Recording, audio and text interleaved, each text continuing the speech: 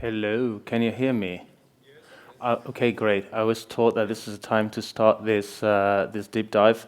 So welcome to this session titled Java 12 and 13, What's New and Noteworthy. I'm really happy and honored to see so many of you here in this room. Before we jump into the topic, I guess many of you have heard some stuff like news, what's actually happened in Java 12 and 13. So from my experience, I know the question you're most probably asking yourself right now is, how the heck should I read this guy's name, right? Yeah. Yeah, by the way, can anyone read my last name? Yeah, what's the name? No, it's not.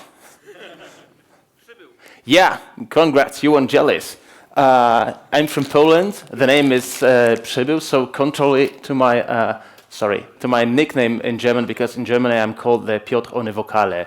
Apparently, yeah, the vowelless Piotr. Apparently, like the English I is in Polish E, and the Y or Y is in Polish Y, meaning the Greek I. Therefore, in my name there are two vowels, and my name is Przybyl, Piotr Przybyl. So there's like my mail or Twitter handle, so you can send me your comments, feedback. I think donations don't work this way, but you can send your hate if you really need to. Yeah, I'm self-employed as remote freelance software gardener. So this raises two questions immediately as well. So what does it mean you're working remotely as software gardener? It means that I'm taking care of systems as if they were gardens. I mean, getting rid of bugs, planting new plants, sometimes, scrapping something to make a green field. And remote means that when I leave my sleeping room, my workplace is the second door to the left. That's where I work. And usually on daily basis, my job is just as yours. I sit and look at the source code, basically. I'm also working as a trainer for a few companies, one of them being Shenandoah. Yeah, even when I go on holiday, I'm haunted by Java, like in here in Spain, so I always have to be careful because Java might be right behind my back. Also, I'm doing Scala, and I'm like Linux addicted. Also, question is, who are you? Who is Java developer? Great. Folks who don't work on like JVM languages? No frontend. Cool. Non-Java JVM languages like Scala, Groovy, Kotlin? Okay. Who's running Java 8 in production? Okay. Okay, we'll cover that on Thursday, okay? Who has already tried Java 11 in production? Okay. Who has tried Java 12 and 13? Still a few folks, cool. Who prefers voting with left hand? And who's with the right hand? Yeah, you're definitely right. Okay, cool. So agenda for today. The idea for this deep dive is to make it the choo-choo style, meaning we'll start slowly in order to try not to leave anyone behind. So the beginning will be quite slow. I'll be talking about preview features, how it works, the new release cycle a bit, and so on and so on. And then, of course, the features from Java 12 or 13 that everyone is excited about, meaning switch expressions and text blocks. And then we are going to go faster and deeper and deeper and faster. So it's going to be a little slow in the beginning, but I really, really hope it's going to be faster during the talk. Okay, so short reminder first. There's a new release schema when it comes to Java, since Java 9, of course. So now we have a new release of Java every 6 months, right? Every half a year. Like the last one, Java 13, was released in September, the previous one in March, and so the story goes. So the guys from the Java team, meaning like Oracle and their friends, decided to follow more or less the canonical /Ubuntu way, so they release their version every 6 months. And also Oracle for their JDK releases LTS release every 3 years / every 6 releases. Therefore, Java 11 was or is a long-term support for Oracle JDK. And so there will be Java 17, then Java 23, if I'm counting correctly, and so on and so on. And this also means that for OpenJDK, there's an instant lack of support from Oracle's point of view. Like, when Oracle releases a new major version of Java, they stop supporting the previous one as OpenJDK, of course. And then there's then like adopt OpenJDK and other stuff. Okay, so this is this nice slide I borrowed from Azul, from Simon Ritter, but it's really nice. Like, what we see here is the Oracle's builds of JDK, right? So the gray ones are the public builds, meaning OpenJDK, and you see that Oracle releases a new version every 6 months, and they also start supporting the previous one. It's called the support cliff. Also, this pinkish color or salmon color means that this is like the paid version. So you can see that LTS here is a paid version from Oracle when it comes to Oracle JDK. So will be 17 and so on. And this is like, I think the call density says that it will be more paid. Anyway, it's still like it's this way, and we reach this triangle. So your or our JDK can be secure, free, and stable, but it can't be all the three at the same time. Meaning we have to choose two. And if, just like me, you're choosing the secure, meaning you want to have security patches, updates like time zones and stuff, then you have to either choose free, and then you have this support cliff because you have to jump to a new version every 6 months, or if you want to be stable and stay this flat, I mean without need to upgrade every 6 months, then you're stable, then you're not free. But I remind you, it is about Oracle, Oracle, Oracle, okay? And we should not forget that there are also other vendors and JVMs. I can even show that in SDK Manager. If you're eager to see that, say SDK list Java. And in SDK Manager, we have like Adobe OpenJDK, Amazon, Azul, Graal, and also there are others not listed here, like from Pivotal, IBM, Red Hat, and stuff, right?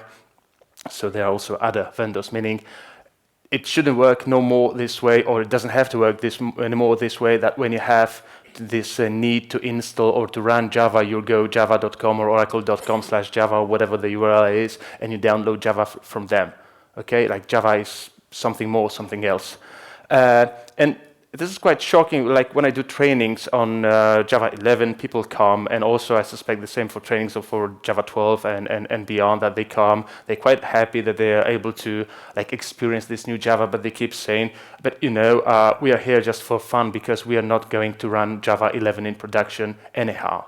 And I'm asking them, but why do you say so? Oh, you know, because Java 11 is paid. This is what they say. And every time I hear something like this, or when I read it like in a, like a internet discussion, like a forum, I know who wrote that. It was written by one of those guys who believe in like flat Earth, who are wearing tinfoil hat, I know, to protect their heads from cosmic radiation. This is this kind of this mental set, right? This is exactly these people who keep saying that Java 11 is paid. No, it is not. Java 11 is not paid. Therefore, you can repeat after me. Java 11 is not paid. Come on. Java 11 is not paid. They didn't hear us in the next room. Java 11 is not paid. Once more, louder. Java 11 is not paid. Exactly. Remember that and stop wearing tinfoil hats. Both make you stupid, really. Java is still free. You can refer to this link. Also, the slides are online. The code is online, so you can refer to that. So when Oracle kind of abandons their OpenJDK, then it comes into play this, let's call it umbrella consortium or whatever. It's called Adopt OpenJDK, so we can go to their page and you can select one of the supported releases of Java, I mean supported by them. See, you can still choose Java 8, there's 9, 10, 11 as LTS, and there's also 13. You can also choose engine, and you can choose one of the platforms that suits you. So see, you can choose Docker, you can choose various operating systems, or you can even choose Windows if you have to. Right. So there's this question. Shall I migrate to Java 13, or meaning like any other non-LTS version, or should I stick to latest LTS? What do you think? What's the answer?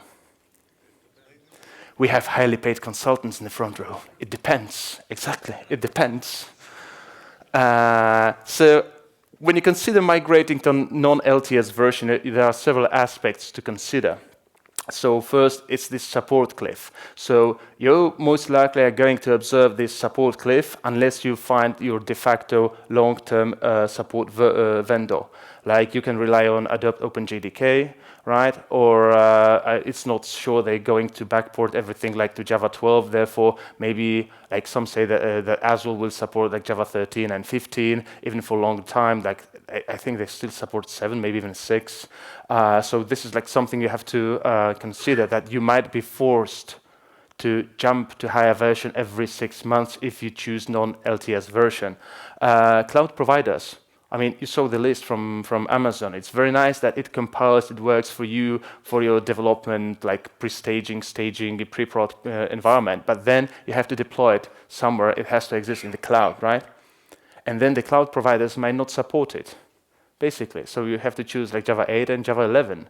And if you rely on cloud, it might be like, sorry. What it also means that one of the like drivers or motivators for people to jump into these non-LTS versions, like for 12 or 13, is the presence of these preview features, like multi-line text blocks or switch expressions. It's just you're not able to use them in a code you deliver, or even like artifacts, I mean jars or something, to other people without their consent. Meaning you have to tell the compiler to be aware that these preview features exist, and they have to tell their runtime that this compiled code is okay to use preview features. We'll get to that. Yeah, there is no bytecode compatibility when it comes to preview features.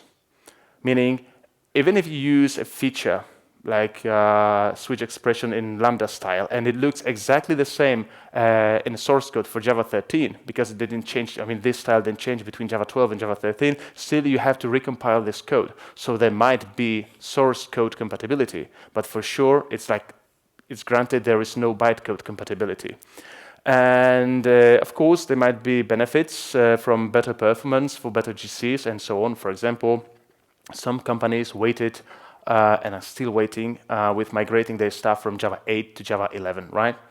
And some companies didn't wait for Java 11 because they wanted to jump to Java 9 instantly. One of the reasons being compact strings, because now strings they don't keep inside array of characters, but there's array of bytes. So if you have like ISO Latin 1 strings, more or less you're going to save half of your heap size when it comes to strings.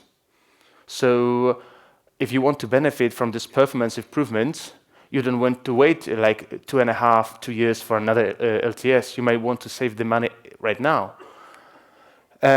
Also, this might be about better feedback for Java team. Although I think that when a feature reaches this previous stage, it might be too late. I mean, maybe it's better to provide the feedback for them much sooner, even if it's like before the preview stage. Because preview means it's quite crafted, and it's like, at least in my opinion, they're not going to do super duper huge changes to that. So yeah, please check like new features that are going to Java, try them maybe with your production code, play it a little, and shout out like to the world, and especially to the Java team, what do you think about them? And also we have this like riddle/joke in Polish: how to eat an elephant? And the answer is piece by piece. This is the way you eat elephant in Polish. But we don't have elephants in Poland. I mean, we have white bears, of course, but yeah. So if you like delay your jump from, let's say, Java 11 to Java 17 because you want to do that in a single step, you need to remember it might not be a single step. It might be a huge jump, in fact. So maybe it's better to do little steps, stay more up to date, even if you don't like run it on new version, like in runtime, but still you're kind of sure that you're compatible with like 12 and 13, especially if you release your product and it's not you who runs it, but somebody else. So they may want to install Java 12 and 13, right? Because it's like modern and shiny and so on. Yeah, so sometimes it's worth considering that you should go to these non-LTS releases.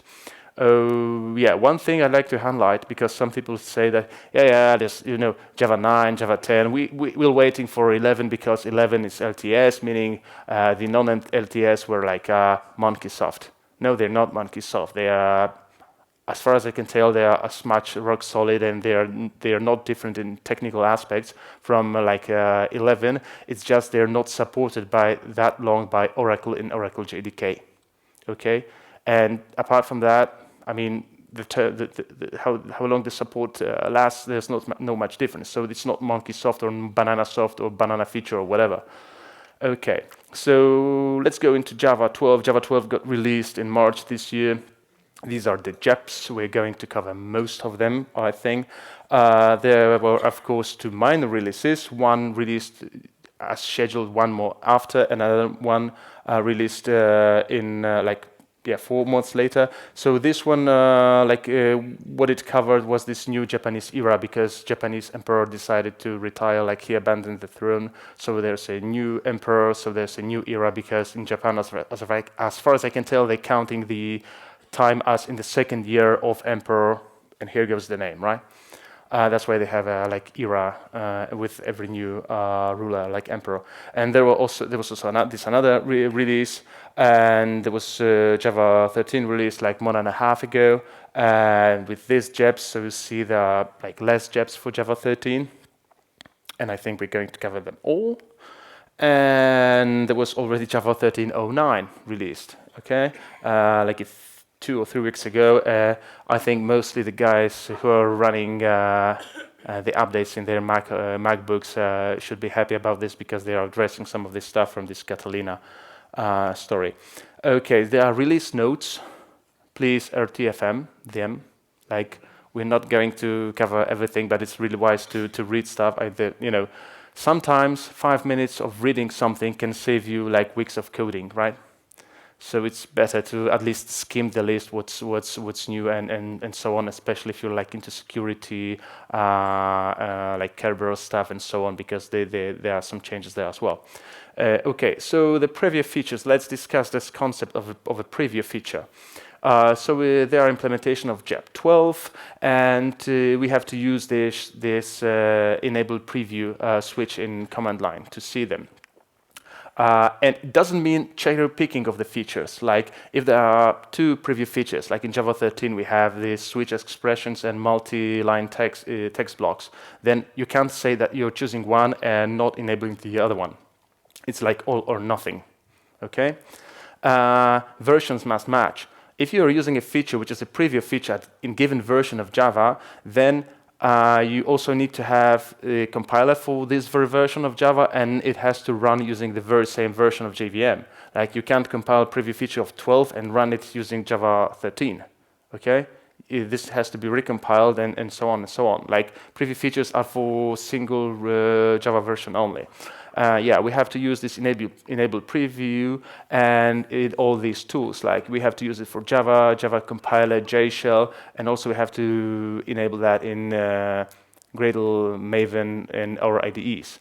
We have to be explicit that, I really want to enable these preview features. This is not happening by accident or something. For Java C, this is what we do. We also have to use this release, and then we set the major version, 12 or 13. And the release is actually just combining the things like source and target. So actually, we can also use source, so should be 1-. And it's using release or source is mandatory when you enable preview features, because the compiler needs to know for which version of Java you're enabling this preview feature. Okay. So it's not inferred that this is this version of Java C. You have to be explicit. And it emits a warning, which, as far as I can tell, cannot be disabled. Cool thing. And the version is written to the class version in class file. When you have a piece of code And of course, in Java, everything has to be embedded in a class, right? So it's written in a separate .class file. And in this .class file, we have a marker, and in the marker says basically like the version of the class, the bytecode, that this class is using some preview features. So this is how Java-C tells the runtime later, which is of course asynchronous and attached story, that look, there are some preview features in this bytecode, in this class file. Yeah, so this is how it works. Let me maybe we'll, since it's deep dive, maybe we'll dive deeply into this code. So here I'm using Java version, Java 12. I mean, the story is like this. If you have questions or something, just interrupt me. I'll try to handle this interruption, okay? And like, especially in the first part, let's not leave anyone behind. So let's make sure everyone like accepts this or understands this, because actually previously we didn't have any preview features. We had incubating modules, but we didn't have preview features in Java. All right, so we're using Java version 12, and let's go to source main Java. Right, I should have some files here, and let's compile this code, of course.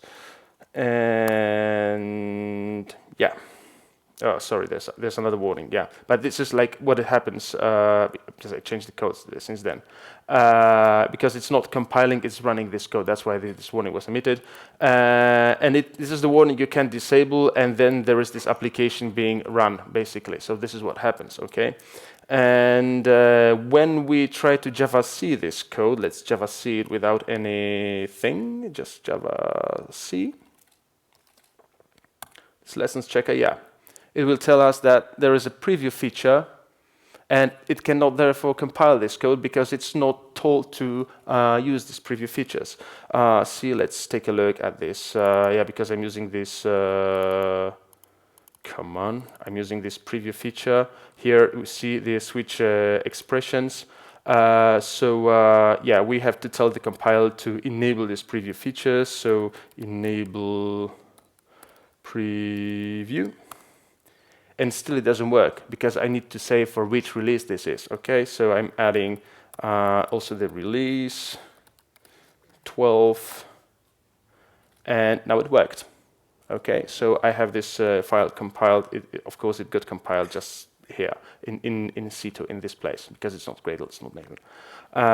Okay, and then when I want to, so this is what I told you, and when we try to run it like this thing, then the story goes again.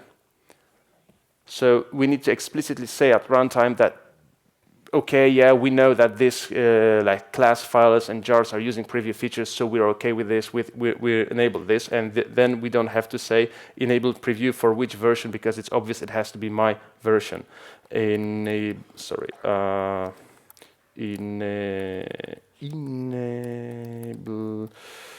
I have a new laptop with new keyboard. I'm still not used to it. Sorry. Yeah. So now it worked this way.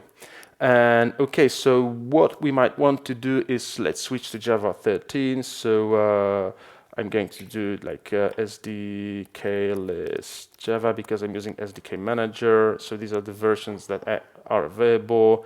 Yeah, so I'm going to use this one, and let's go SDK use Java in the version. Okay, so Java version. And it's 13, so let's run this code. Okay, again, only this time using Java 13. Kaboom, it doesn't work. Because the preview feature comes from Java, I'll put it like above, the preview feature comes from Java 12, and this is how it works, my friends. Normally, the class version file is 44 plus the version of Java, right? So if we compile using Java 12, it's 56 because 44 plus 12 is 56, apparently. And then there's .0 if we're not using preview features. And if we're using preview features, then there's this, you know, we all know this number, okay? Yeah, so if we are trying to run, I mean, this tells JVM, or the JDK that this code, it was like this Java 12 with preview features, basically. So if we switch to Java 13, we can't use it because it's Java 13, and Java 13 can use only preview features from this version. This is what this message says, basically. So in order to do that, I would need to recompile the code again using Java 13. Okay, let's go back to Java 12. Use Java 12, yeah, in this tab. Okay. Yeah, I've told you, this is what I also have shown you.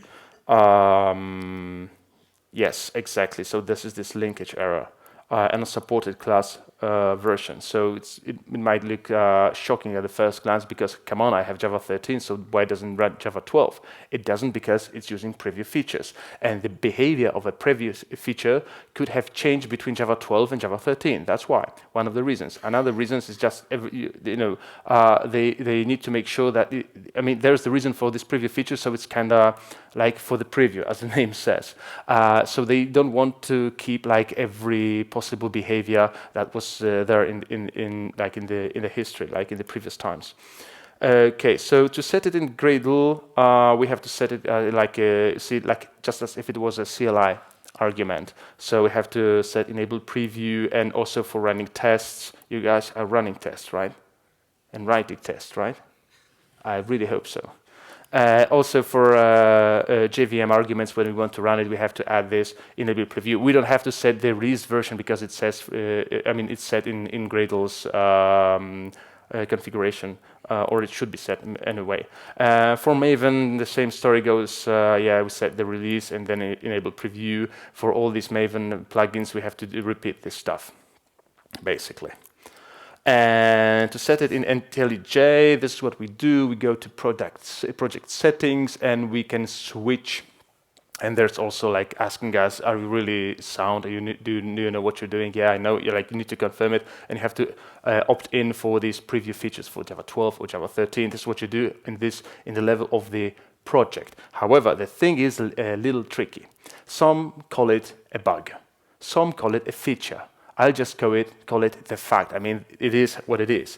Let me show you, because it might be a little bit frustrating at the beginning. So, okay, let me delete these files so they just, don't mess around. Okay, so this is a Gradle enable project. This code compiles. We'll get to the details. See, I'm going to project settings. Here it says Java 12, and I have this previous switch expressions, right? So I'm going to refresh it because, let's say, I've added a new dependency. Okay, so I'm refreshing it. Don't ask me. And suddenly it doesn't work. I didn't change the language version, right? It's still 12, but somehow the code doesn't compile. And I go like here to the settings of the project, and I go project, and I say it's still preview. So why on earth doesn't it compile? Because when I go here, it says enhanced switch blocks are not supported at language level 12. So a little trick is this: you have to go to the module setting, because see, it's not like set exactly the same, and set it as preview as well. But this will vanish the next time you reimport, or the settings are reimported from like Gradle or Maven again. So then I'm okay, it compiles. See, so also check the language level of the modules, basically. Like, don't waste time on it. You've been warned. Okay, so let's go to these switch expressions. Let's leave switch in a moment, and let's focus on the expression. This is a preview feature in Java 12 and Java 13, and this was introduced and got slightly changed in Java 13, as I told you. And there's this dilemma: what's the difference between statement and expression? So we have these statements and kind of expressions in Java. By the way, the naming here is bad. I'm aware of this. It's just for demo purposes, okay? So don't Stack Overflow this code into your production code, okay? So I have a stupid name of value, and I have 0, and I have this something boolean. This can be a method, a field, whatever. And when it's true, of course, I'm going to set 12. When it's false, I'm going to set 17. And this is the if statement in Java. So it's a statement. Statement more or less means how to control the flow of the application, right? So it's the statement. And if you needed to run a little bit like an expression, then you can use the ternary operator, right? So if something Boolean is actually true, then it will be 12, and if not, then it will be 17. Okay, so this is expression, and this is the statement. That's the difference. I couldn't resist. Sorry, I had to do that. This is how we do that in Scala. I'll zoom this part. So yeah, if you have just if, like any other construct, is an expression in Scala, and it yields a value, basically. So that's why in Scala there's no ternary operator and like no magic and or something. Just if has a value, basically. So we said it's 12 or 17. That's why maybe we should try other languages sometimes. Okay, so this is the switch statement we know, okay? So we're like up to Java 11. Actually, this is also a valid statement in Java 12 and 13, and I think it's not going anywhere. I think it should be with us like forever. So the ordinary one. So we have an enum with weekdays, and we say how many lessons we have each day, right? So this is a switch statement. And we can go to switch expressions with break keyword in Java 12, and this is how it works. So basically, I'm not like changing or altering like a variable defined earlier or something like this. I just, this switch results with a value, basically. Therefore, it's expression, not statement anymore. And yeah, it was a little bit not fortunate, I would say, to reuse this break keyword to mean that in case it's Monday and Friday, I break with 6. I mean, when you read it in plain English, it doesn't sound very, very nice. Okay, so this is how it works. You have this lesson set, and then you return these lessons. But we don't need this intermediate variable, right? We can return it instantly, like return and whatever comes from this switch.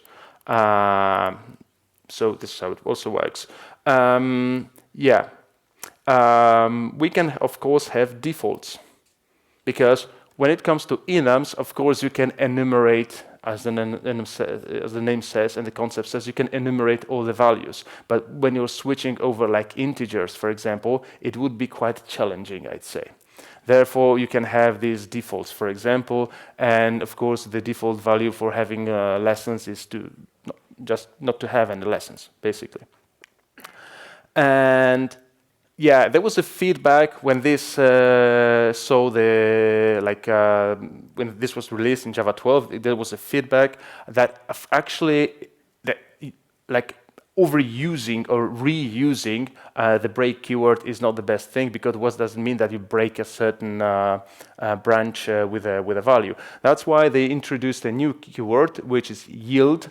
If you're familiar with Scala, you should also know it from for comprehension, for example. So let's say for Tuesday, I'm going to yield 7, and it makes much more sense. However, I'm still not sure why they stopped this way, because the motivation behind this, I mean, the switch expressions, is that one day we can use them in pattern matching. So why is this called switch or not match like in Scala? Because matching and switching are two different concepts. So here we are using the switch keyword, and what we actually do is matching. So I think like they did the good job that they said that break is not going to have another meaning, but they didn't follow this, and they didn't do the same job for a switch keyword. Okay, and we can go with lambda style, and this works in Java 12 and Java 13. So this is much nicer. So let's I have it also here in the code, see. So this is much more concise, I would say, right? This style. So in case of Monday or Friday, just 6. This people call it like arrow style or lambda style, basically. So it's just as if it was yield, basically. And yeah. If you're using switch expressions, they need to be exhaustive. If you have something that's not exhaustive, like this thing, for example. Okay, too much. Let's do it this way. Yeah.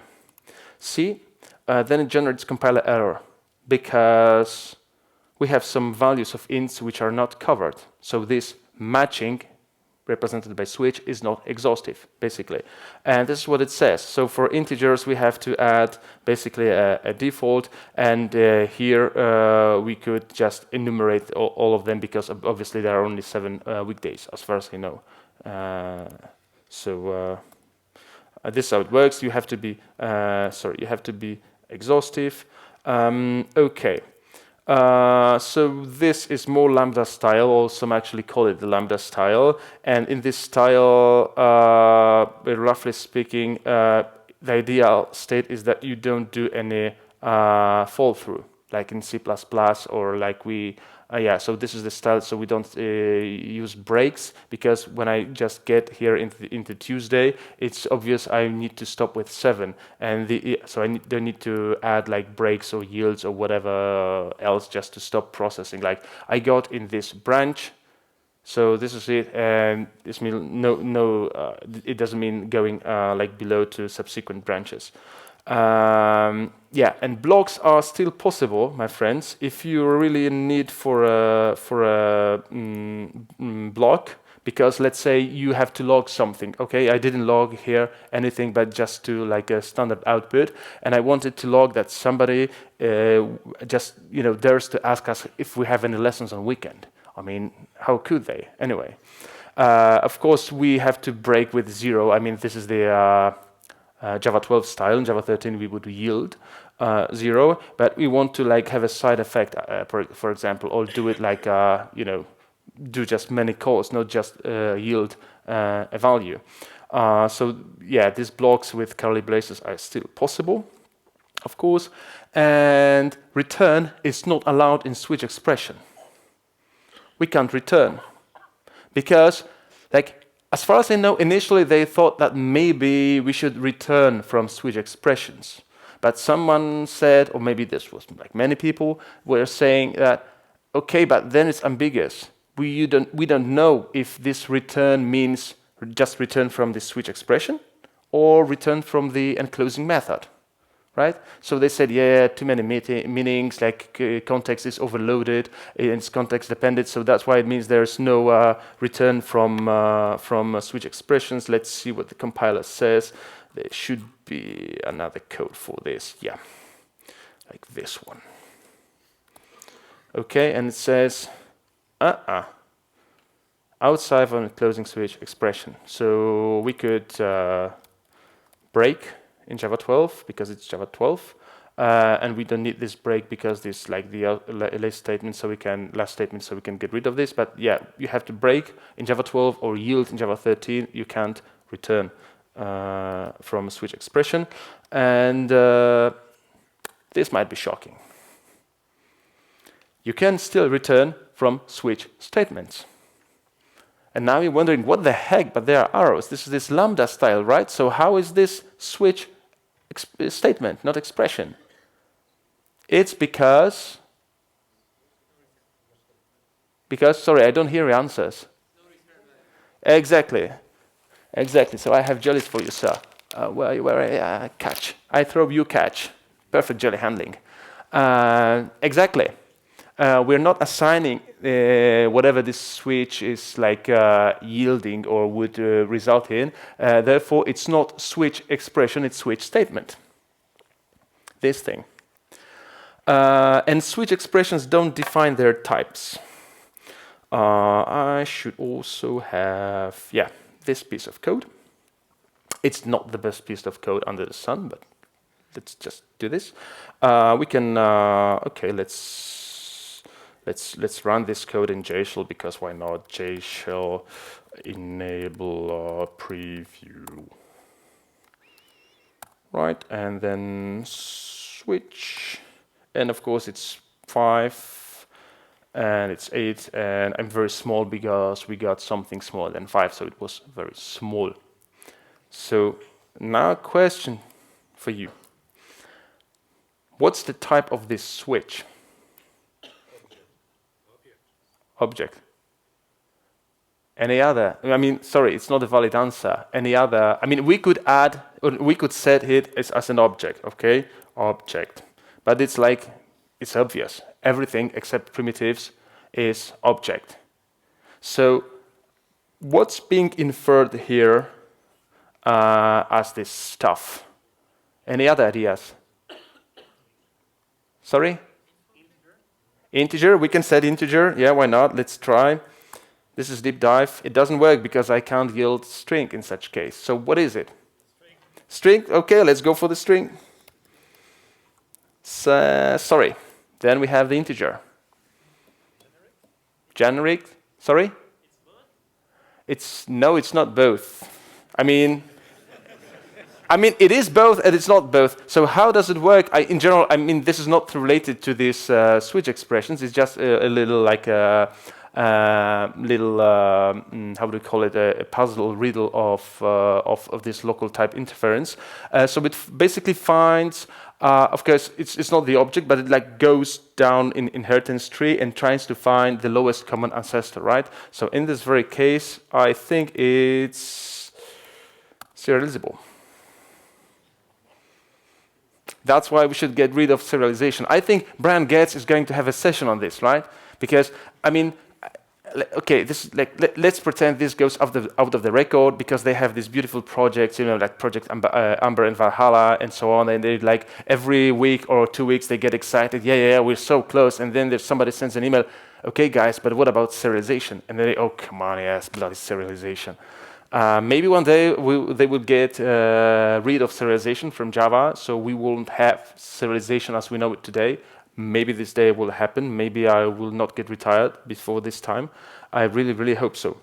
Because it's really like pain in the back sometimes, this bloody serialization. The idea that you can serialize everything. Okay, back to slides. When I find them. Okay, this one. So what is this for? I just scratched the surface saying this about Project Amber because the idea comes from Project Amber. Again, RTFM fault. So I'm just going to open it in a new tab. Yeah, this is what we know. This is what we use every day. This bloody casting, right? So the idea is that maybe one day instead of having this not so beautiful piece of code, let me put it that way, we use the patterns, and here, see, we have this little I. Meaning, in this scope, or maybe even later, if I'm using like end-to-end, I'll be able to use I. And it's just like a top of this iceberg, because yeah, it could be useful for like equals, because see, this would be this way. We wouldn't need this casting, basically. And then this gets a little bit simplified. Still, it's like a if, else if, else if, else if. It doesn't read nicely, right? So the idea is to have it like this, basically. So we'll be having something like when it's integer I, then I should do something with this I being integer, and I know it's integer because of the context, right? And it goes even further when we go to records, which we might see in Java 14. This spring. I don't know about you, but I get pretty excited about it. We know case classes from Scala, we know data classes from Kotlin. Of course, everyone is using and maybe even abusing Lombok. The project Lombok. And the records are not exactly like everything, but still they take us into this direction, basically. So it's like we won't need, there will be no need to create this hash code or equals or toString. We'll have this, as we know, this point, and everything would be final in it, just because we could denote it as record. And who also knows Scala, at least a tiny little bit? Okay, still a few brave souls. Okay, cool. I'm with you. I'm one of you. And yeah, the thing is, so we know this concept of constructor, and then would be something like deconstructor, or maybe deconstructor is not the best word. How do you call it? It's the unapply method, so it's like dereferencing, maybe that's a better term, of various stuff. So yeah, the idea is, so we have a method which is opposite to constructor, which allows us to extract various stuff kept inside. So we'll be able to even create, having this seal type, create records like this. So we say this is just an integer, and then in pattern matching we'll be we would be able to use it like this way. So dereference it. Okay, so I say I just need it, like when it's a constant expression, I just want to get this I, which is kept inside. So that's the reason, the motivation, like switch expressions are taking us, like the first step to take us into this long pattern matching journey, along with record types from Project Amber. So yeah, I mean, they're eating the elephant in small steps, basically. Okay, questions to switch expressions. Anyone? Any questions? Okay, no questions. Cool. So let's talk about text blocks, which are also a preview feature. They got introduced in Java 13 and their implementation of JAB 355. Okay, so it's one of the Polish poems. I see a few faces laughing. Okay, so it comes from Ode to Youth by Adam Mickiewicz, and this poem is almost 200 years old. It was the first known poem of his. And nevertheless, this is the way we know how to define multi-line strings in Java, I mean in code, right? I mean using string literals and so on. And this doesn't even look so bad. I mean, it's just a piece of code, so who actually cares? But then you have this JSON. Yeah, and even if you switch it to YAML or XML or anything, and you have this data structure and you like to preserve some formatting, it's not so easy, right? It looks... Am I allowed to use French here? Okay, it looks crappy. Yeah. So the idea is, so we could have this as text blocks, basically. So we open with 3 quotation marks. Then you see I have no /n. And I end it with, again, with 3 quotation marks, basically. And it doesn't look so needed here, but it gets better here. I mean, don't worry about the coloring. The JavaScript plugin is not updated to recognize Java 13 preview features syntax, okay? So the coloring in IDE is different. Let me show you the coloring in IDE. Let's go to this other project, and we have text blocks, and here it is, the Ode to Youth. See? So this is how it works. This JSON again, how it looks like, basically. So IntelliJ recognizes it's a text block, everything's in green, and so on. And I have this covered, basically. So maybe we should see how it's printed, right? Or we'll see in a minute with other ones. Yeah, so text blocks. Text blocks are opened. I mean, when you use 3 quotation marks, you tell the compiler, okay, whatever follows is the text block. They didn't use the backtick because they wanted to keep backtick for better use in the future. That's why. And it's also closed by 3 quotation marks somewhere. And apparently the position of this quotation closing matters. We'll get to that in a minute. And once created, it can be used just as any other string. It doesn't really matter how you create strings, either using text blocks or literals. Let me show you that. Let's dive deeply into this. So I have, which version I have? Java version. Let's see, it's 13. Okay, so J shall enable preview. And I have this var1 test. Okay, it's just a regular string. Okay, I can also have string 2, and I can do it like this: 1, 2, 3. New line. New line is important. I do test, and I 1, 2, 3 close. Okay, let's see if they're equal. Okay, 1 equals 2. It's not the proper math. Yes, it does. It might be even more interesting. 1, 2. They're even equal when it comes to references. So this is exactly the same string. It's just defined in a different way, in a way which allows you to have some indentation and not to worry so much about new lines, basically. Okay, so closing and escaping. So the first line won't compile. Let's jump back to IDE. Let's jump back. Yeah, this doesn't compile because there is no new line after opening. I need to do something like this to make it compile, okay? And this doesn't compile because it has no matching closing. See, IntelliJ even still prints us as green. If you're colorblind, it's still green, meaning it's still the string. See, also as here. So it takes it up to here that it's this text block basically. So we need to close it with 3 quotation marks. Then it's text block. Okay. Indentation. Yeah. Okay. Let's run this. Do I have this indentation test? Okay, so let's skip the poems and let's run the indentation test. Okay, so this is the output. And this is the code we're going to examine. So I can use 3 quotation marks in a text block, but in order to do so, I need to escape one of them. And the suggestion is escape the first one. Basically, if I had to use 6, I would need to make sure that there are not 3 consecutive quotation marks. This is not indented, and you might be wondering why. Okay, this is not indented as well, and this is not indented either.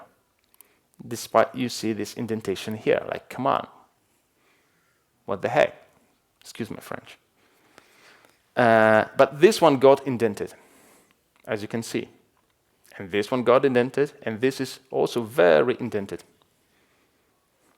So as you can see, the position of the closing matters, basically, because the indentation is relative between all the lines defined here. It's not like strip margin in Scala, if you're used to Scala, like I am.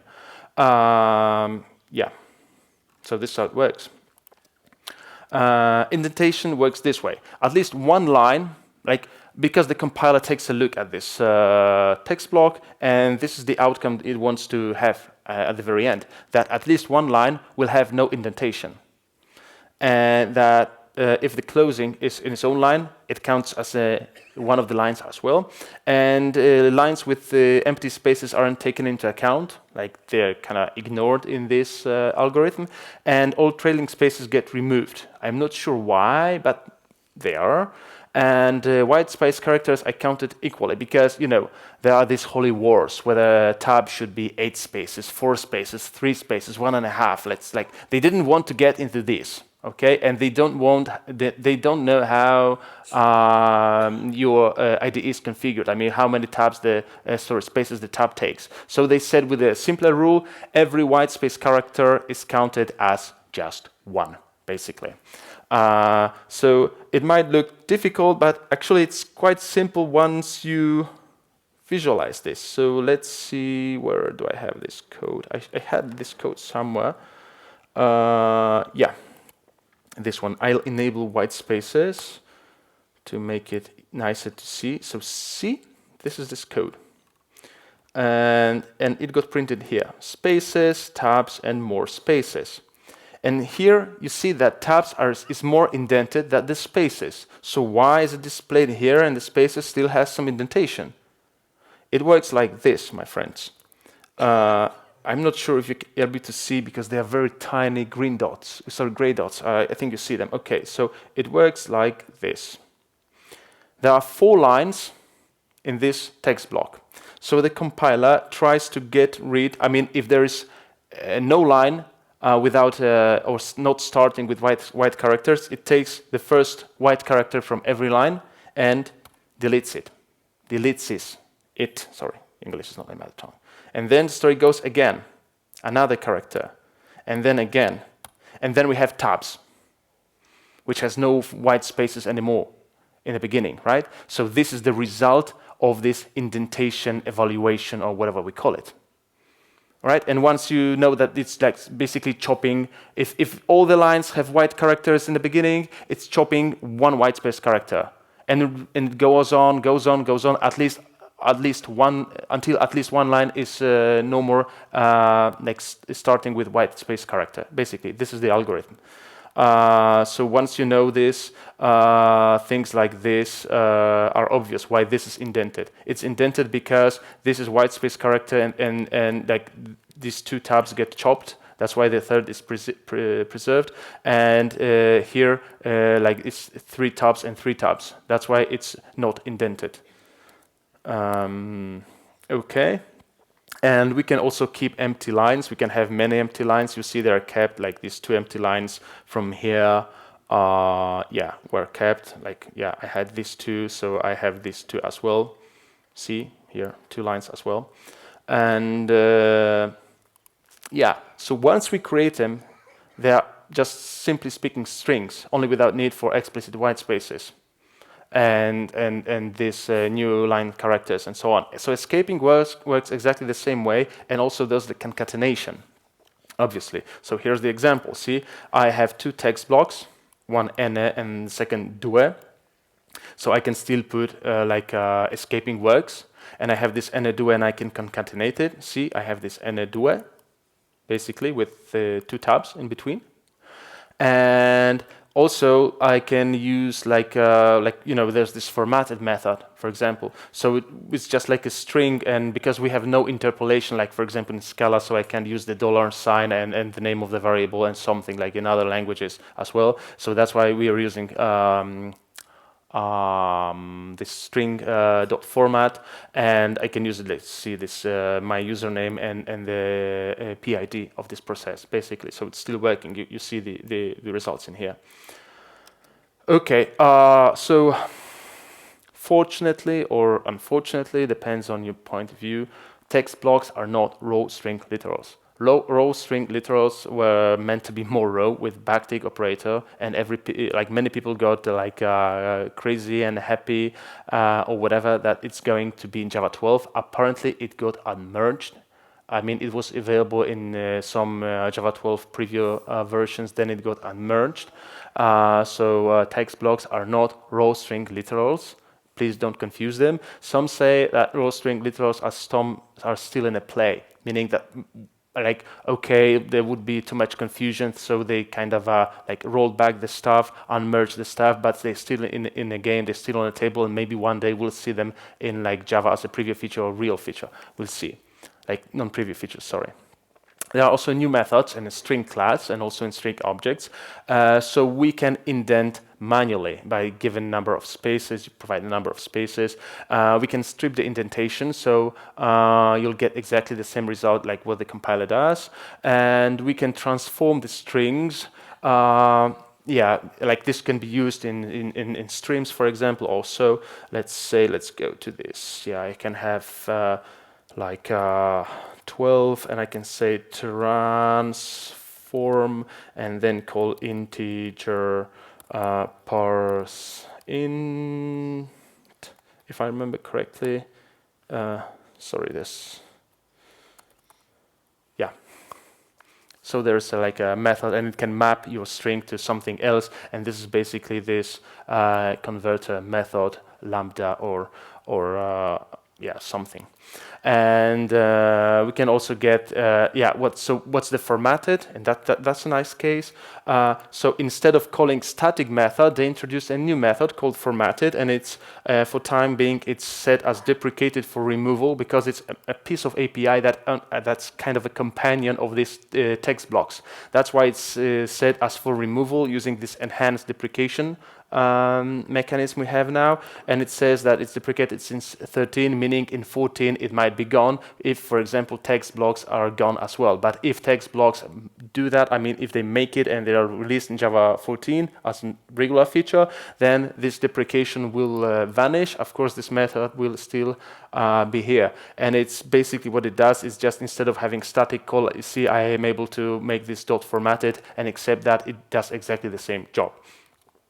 Okay, there's translate escapes if you need to translate escapes from a string that you read like from external file or something, for example, in Java 13.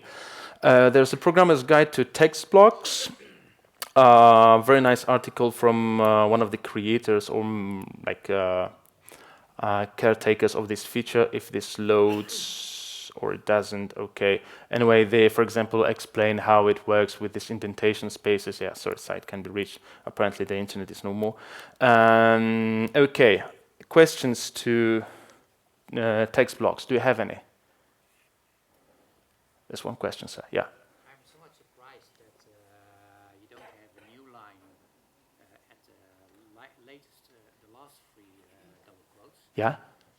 Because if you would want to format your output, I'm not sure you always want a new line there. Or you might or may not want a new line there. Exactly. So the question is, all right, just rephrase it, is that it's sometimes it might be shocking that you don't need this line, that that this is also a valid text block, and this is there's a different. The difference is like this. I also had an example somewhere in here.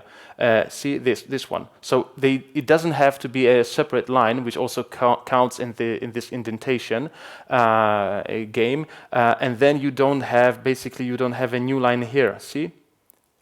Because it's kind of stripped, let me put it that way, or skipped. It's basically not present. And yeah, the thing is, yeah, there are two styles apparently. One says that we should manipulate this to like get the proper indentation of this what's meant to be indented. And there's also the other style, the one I prefer myself, is just if you need indentation, like you keep the opening and the closing aligned vertically and just indent the stuff, okay, instead of playing with the last line. So there are basically two styles, two options. Of course, as a third one, you can mix them both to have even more confusion in your team. Why not? But yeah, so basically this has to be followed by a new line, and closing doesn't have to. And then you don't have a new line in the output. Any more questions? Yeah, I'm really sorry. This was meant to be like a super duper dead simple feature, right?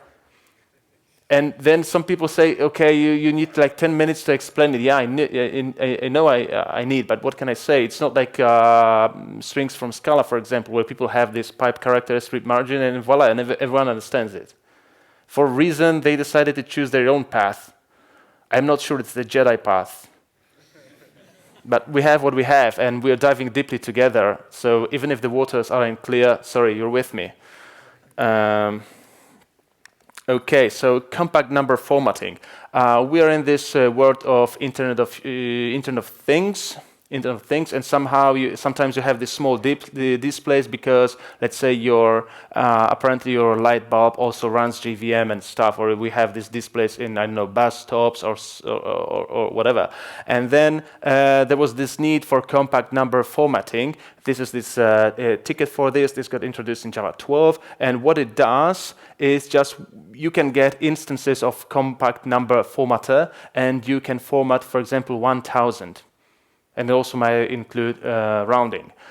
So in some languages, like in British English, this will get displayed as 1K. In Polish, this will be displayed as 1 because 1000 is tysiąc in Polish. Or in German, this will be displayed, like in Germany, ich meine Hochdeutsch, as 1000, this way, basically.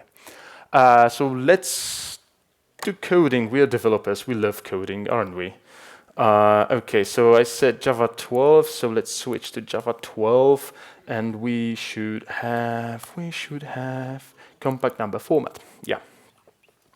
So we have a list of numbers we want to format. We have some just a stream of or a list of locals, just UK, Poland, Ukrainian, Russian, and for Belgium I have chosen French. How is it called? Its own language. It's not Dutch. It's Flemish. Okay, and then there's German. So yeah, the results might differ. We run it and we see how in each of these languages the compact or in the long representation looks like. See, so for United Kingdom, if we speak English, this is 1 key, 1 M, and 1 B. short scale and stuff, right? We know that. In Poland, this would be TIS, MLN. This would be used for million, and this would be used because we say miliard. And in Ukrainian, this would be a similar story, TIS, MLN, and MLD. And in Russian, it's slightly different. That's why you see, my friends, it's like you have TIS and here you have TIS. And then we get to beautiful Belgium, which in French is 1K, 1M, and 1 milliard. And then in Dutch, you have different ones, you see. And then if we speak German, you have, as far as I know, it looks like they put that way, proper German. So no, I mean, this wasn't surprising to me. So see, so you can, like, if you like need this column, I mean this column. Now we can do that when you have like a compact number instance and you can choose your locale and let's say display these 4 characters in a bus or in a bus stop or whatever. Or like if you need to translate it to various supported locales. So nice thing to have if you need it in these times of internet of things and stuff. Yeah, and an article also referring to that. Then there's a team collector. Okay, so I have a question. yeah, sure. Can you make it work other way around? Like you type 1K and it's converted. I know it can be a disaster. I didn't try it out, and that would be interesting. May we have an appointment later? I mean, because maybe we'll make it in time. I also think we should have a break. I mean, I don't want to talk for 3 hours in a row. But yeah, we have this formatter, and in theory it should also parse, right? And let's see if it has this parse method. Short, or format. Yeah, it has parse. So come on, okay, let's do that. Okay, let's do that. So let's get this. Number format, like it's 12 and it's 13. Okay, so number format, get number format instance of local. Sorry, in slides I had a shorter call as far as I remember. Yeah, this one. So let's see this one and let's do the.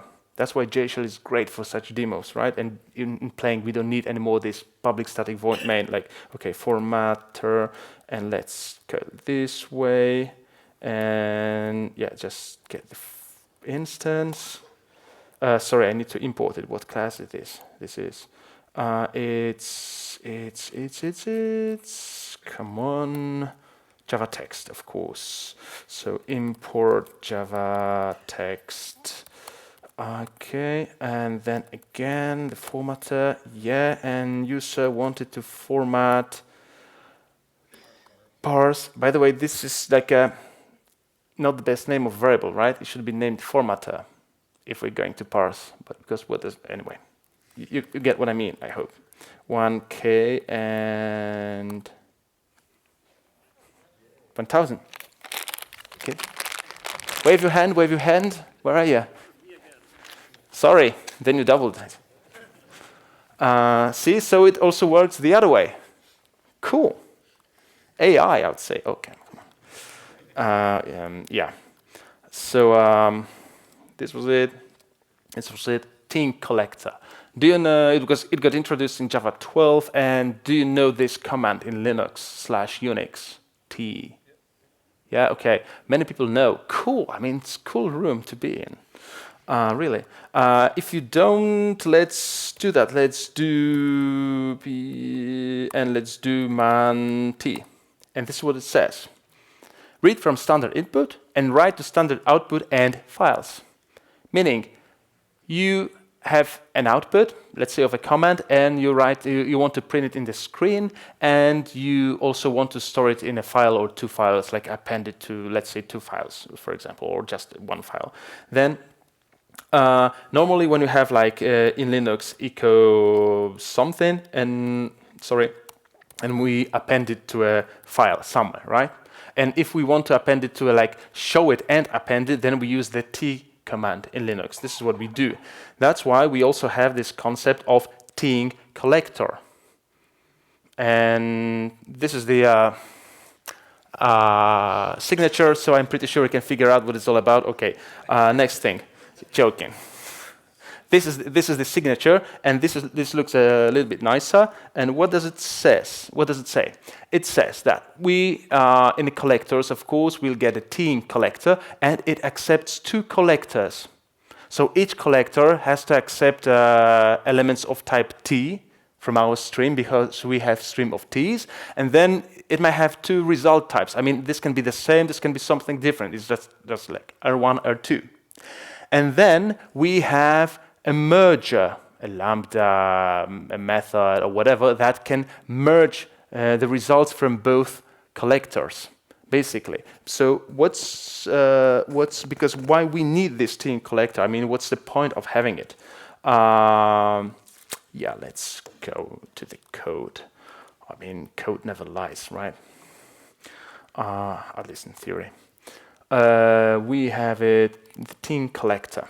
Yeah, and I have just a stream of longs. I'm iterating, and I have a string of longs, and it gives me from 0 to 19 inclusive. Okay, so this is what what it does. I have a string of longs, and then my manager comes and says, look, out of this stream, I need you to count how many numbers we have, and I need the total of these numbers. I need you to sum them up. So naively, I can do something like this. I can map them to longs, and I can call sum on long stream, and then I can count them. Works very nice for 20 numbers. But I don't know if you guys attended this talk. Actually, I know Brian Wimmer is going to be here, but I don't know if he's going to have this talk. And he said, like during Devoxx Poland this year, like a cool thing about streams. There are 2 things you need to know about streams in Java. First, streams aren't data structure. Obvious. And the other important thing is that streams aren't data structure.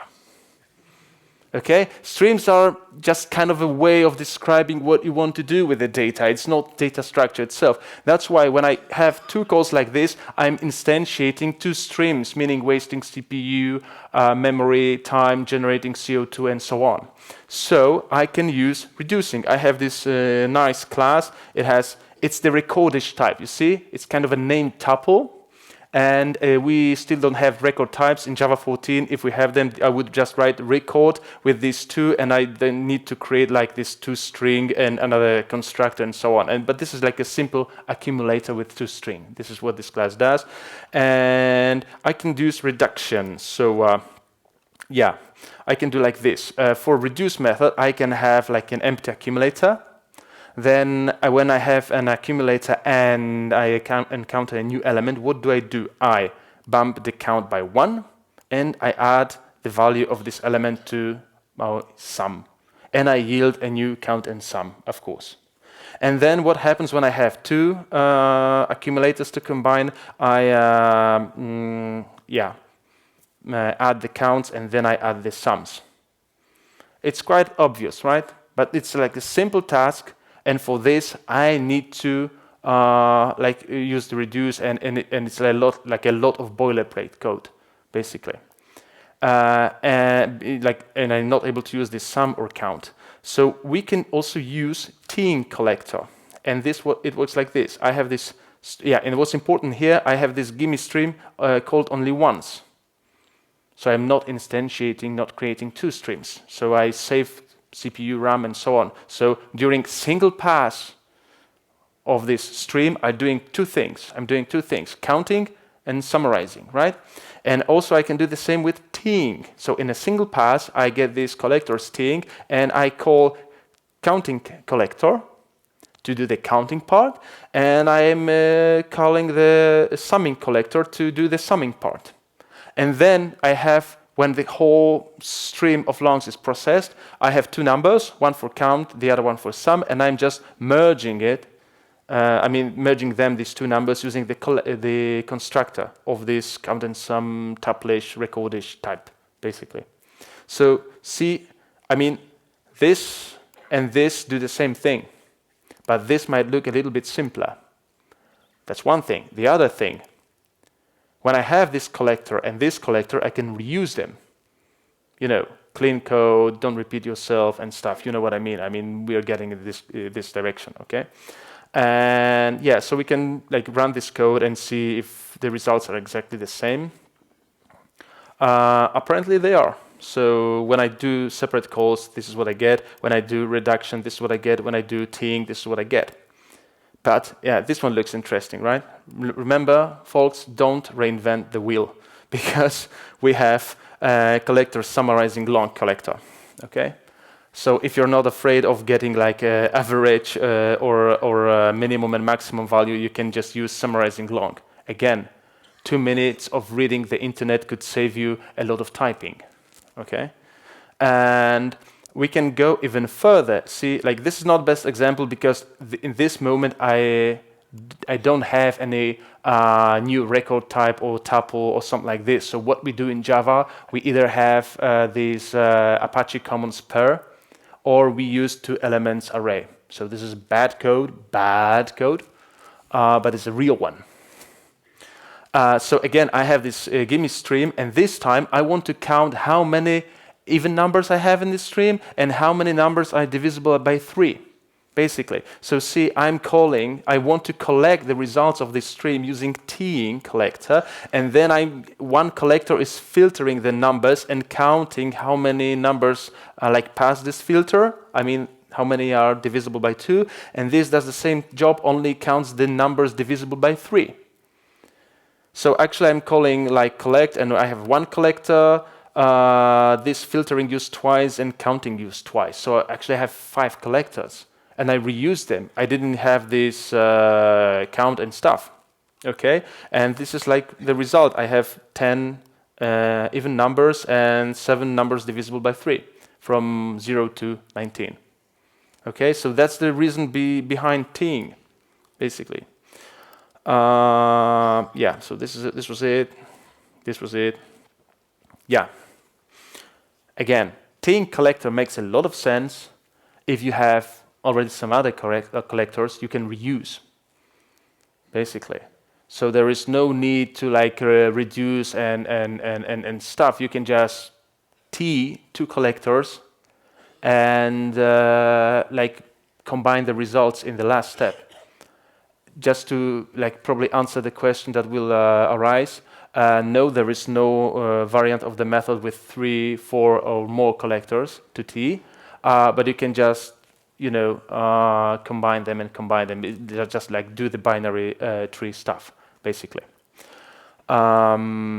Okay, look guys, I've been talking for like half of the time, and we are just slightly above the half, so I suggest we take a short break, but we'll do it like 20 minutes, okay, not half an hour, because we still have a lot to cover. So let's say 3:10, I'm starting the second part in this very room, okay?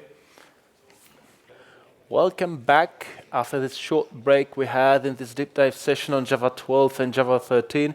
Before we continue this journey a little, I cheated a little bit. So the result from that switch expression, of course, is not serializable. It's one of these. It's called intersection types. Yeah. So I don't know if you people know, but since last week we have 3 new Java champions. One of them being Nikolai Padlock. Maybe you have chance to see him, and he has a brilliant article on this, unlocking traits with var in Java 10. So I really recommend you read this. Therefore, you can understand why this switch expression didn't yield string or integer or not even serializable. In fact, what did it yield is described here. So I really recommend reading this article. Or block entry, whatever we call it. And not only this, Nikolai is very good when it comes to writing, really recommends it, and I'm really just surprised, I'm not surprised that he's Java champion now, I'm surprised why it happened so late, but anyway. So let's go to files mismatch. There's a new static method in files. It's called mismatch. It got introduced in Java 12, and this is the signature. So basically, you give 2 paths, and it will give you the position of the byte the first byte that differs in both files, or -1 if the files are identical. So this is how it works basically. Let's see it like in the real code, right? So this is the real code. See, I have two text files, text1 and text2. I want to compare them and see if they are identical or if they are different. And let's have this riddle before we run something. Okay, so this is like, je suis très polonaise in this very moment. So this is one file. I mean, they use this. This is like the lazy fox jump over brown dog sentence in Polish, because it has all the Polish diacritics. And if you like to learn some Polish, it's zarzuć gęślą jaźń. It doesn't make any sense. It just has all the Polish letters, diacritics, basically. And here's another file. And are they the same or are they different? Interesting, right? That's why as Java developers, finally we can find it out easily. Let me do it that way. So we have this files mismatch demo, and we'll run it. Yeah. And the file is different at byte 21. But they are kinda looking the same, right? So let's compare them byte by byte. And nah, they're not. There's this difference. Вот здесь у нас русский шпион. We have the Russian spy in here, because this is like totally Polish, and this is Latin A, and this is Russian A, or Cyrillic A, right? So it looks the same when you print it, but actually, like bitwise and bytewise, down there in this file, these are like different bytes, you know, because this is of course 1 byte because it's UTF, and this is not 1 byte because it's Cyrillic. Yeah, it might be tricky sometimes, you know, in this world when we have these emojis, Unicode, and everything. We really need to pay attention many times. So this is basically what this method does. What we also have now is, excuse me. We have Completable Future with better error handling. Are you guys using Completable Futures, fork and join pull, execution services? Who's using rote threads in Java? Yeah, still some brave souls. Cool. Okay, so Completable Future received many improvements through many versions of Java, and in 12 there are also some improvements. In short basics, there are a few more methods with allow better exception handling in Completable Future, because Completable Future is an implementation of completion stage. So we have this method and exceptional async, and this and this and this. Okay, next step can wait. So now, because the only method we had so far was exceptionally, and this was synchronous method. So when an exception happened, we could only synchronously react to this exception, right? Now we have these more methods. So now this is a function with which will allow us like handling this exception in a synchronous way.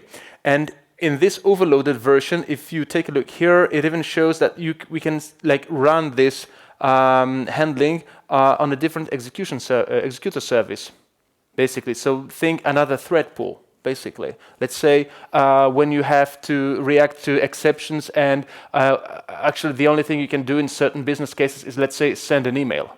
And you don't want to send many emails anyway because you'll be accused of being a spammer, right? So that's why you have like a low thread, and it's still enough. It's actually more than you need. So we can set this task to another executor service, basically. Then we have this exceptionally compose method, which works like this. You see, it takes another completion stage, think future, and what does it do? It's basically when the plan A doesn't work, then you have an option to compose plan B. basically. So, okay, plan A didn't work, let's switch to plan B or plan C or how many plans you have. And we can also compose it in an asynchronous matter, of course, and this asynchronous can be run on a different executor service, basically. So this is the usage for these new 5 methods. Let's see how it works in code, because in code we trust, right? Yeah, we have this demo. Let me open it. Yeah, so we had this demo exceptionally. So we have one completable feature. I mean, this is like pre-Java 12 code. And of course, this is going to blow. Even IntelliJ is so smart. If you're colorblind, like this is like a different background, and it says that you cannot divide by 0, of course, right? And then when this blows, we have this exception. We have this exceptionally, which will handle it in. Yeah, let's see in which way it handles it. So let's run it. Stop and rerun. Yeah, of course, and see.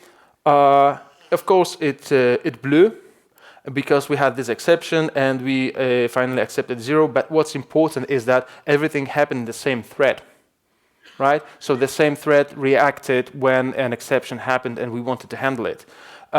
So now we can do that with in a synchronous way, basically. See, and I have this exceptionally async. So I'm doing it in a different way. And even more, I have a special executor service, like a different one. So let's run it and see. See?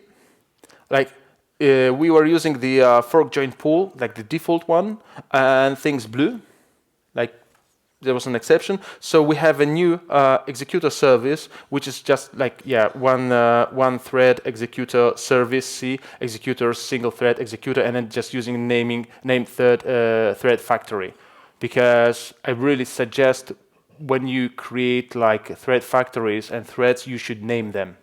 Because when you then grab the log, or when you log stash the log, or when you do whatever with logs, it's really good to know in which thread it happened.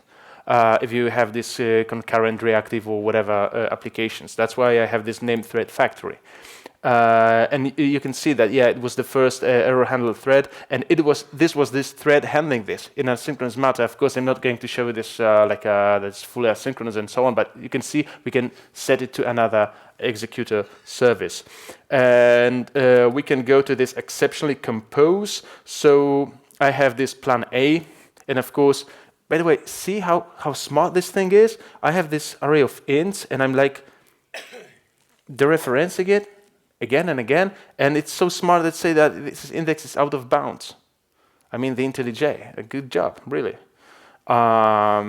And we have this plan A, and we have exceptionally compose async. So when something goes wrong, we just start with plan B.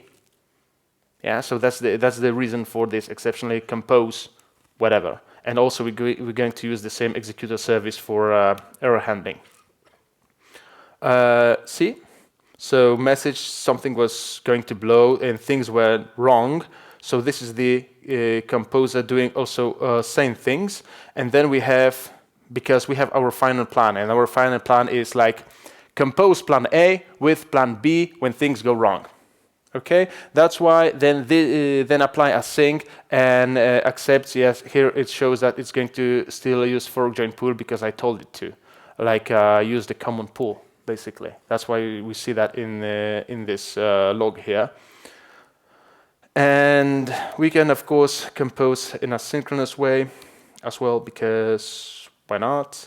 And yeah, see, so where something goes wrong, then we have like things went wrong in this thread, but then it was another thread handling the like going with plan B because it's asynchronous. And so this first thread was basically released or able to do something else. So yeah, that's the possible usage of these new methods we have here. Socket API got re-implemented in Java 13. I don't know if you guys knew that, because I knew that, but kind of wasn't aware of this. Like the socket implementation we had was dating back to Java 1.0. meaning it was quite old and it was just a mixture of native C with Java and so on. It was difficult to maintain, to debug, because we weren't maintaining it, but we were debugging it, so it was difficult. That's why it got re-implemented in JEP 3.5.3, and now we have a new class under the hood. It's called NIO socket implementation. As you can imply by this name, it's using the NIO now, and it's like a drop-in replacement for play socket implementation. Like usually you don't notice that you have new implementation instead of the old one. But the guys were trying to do a really good job. I mean, they even tried to mimic the undocumented behavior. But in case you were like exploiting some undocumented behaviors of this plain socket implementation, you can still opt out from this change. So you only need to set this as a system property, use plain socket implementation, and then the old implementation will be used. Let's see that in code again. It was Java 13, right? So let's go here, and I have this. Where is it? Socket demo, of course. And see, let's run this code. Run socket demo, and I'm using one of the new cool stuff like mean post in Java 9, I mean the unified logging here. So I'm logging everything that's related to class and loading, so we can see which class got loaded. And let's see what got loaded. I mean, see, this is the log of what which classes were loaded in order to start this server socket, basically. So let's search for NIO socket implementation. It's not shown because I'm using the plain socket implementation, right? That's why in here I have plain socket implementation being used, as you can see. Because I wanted to fall back to this old mechanism. So if you since Java 13 see something wrong going with your sockets or network traffic, and you're really like low level, it might be this. And to just stay with the new default, we get rid of that. We run this stuff again, and then you can see NIO socket implementations already here, right? See, because I have match case, yeah. So it's so the new socket implementation was picked up by default in Java 13. So yeah, for network related applications, this might be important, this change. Of course, there are changes in garbage collectors. There are changes to these three marvelous ones, G1, Shenandoah, and ZGC. So let's talk about G1, which is default garbage collector since Java 9. And what it does is it's compacting the memory, but then it blocks for compacting the memory. I mean, when it the problem is what was the problem with the CMS concurrent mark sweep is that it was sweeping the old objects, like removing them, but it wasn't compacting the ones that survived, basically. Therefore, we had memory fragmentation. And in theory, we could have like a lot of free space in our heap, but if we suddenly had to allocate a huge amount of memory in one piece, it wasn't possible, basically. That's why Oracle introduced G1, which is slower, but it compacts the memory. That's why it's more memory efficient, basically. And they had some changes made some changes in Java 12, and now because G1 is trying to work with memory in so-called collections, so they kind of divide the areas. They call them the collections.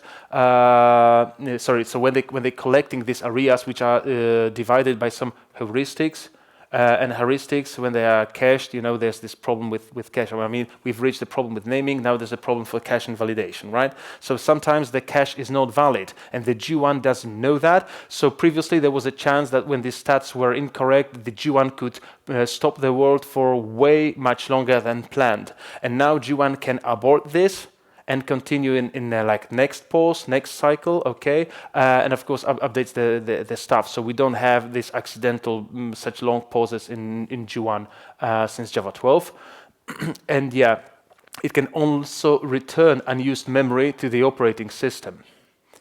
And let's imagine a situation like that. You are running your web server, and it has peaks quite naturally because people have this nasty habit of sleeping during nights and working during days, right?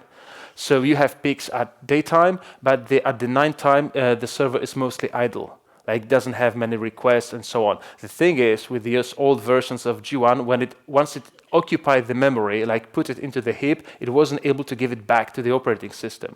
So effectively, you are paying for unused but reserved previously memory, like in cloud or something.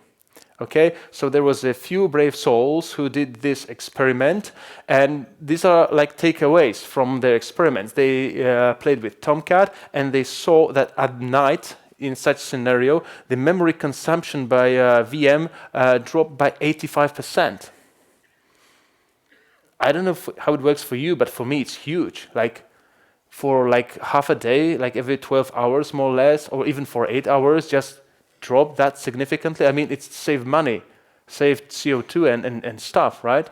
Because the G1 can now give back the memory to the operating system when it doesn't need it. Let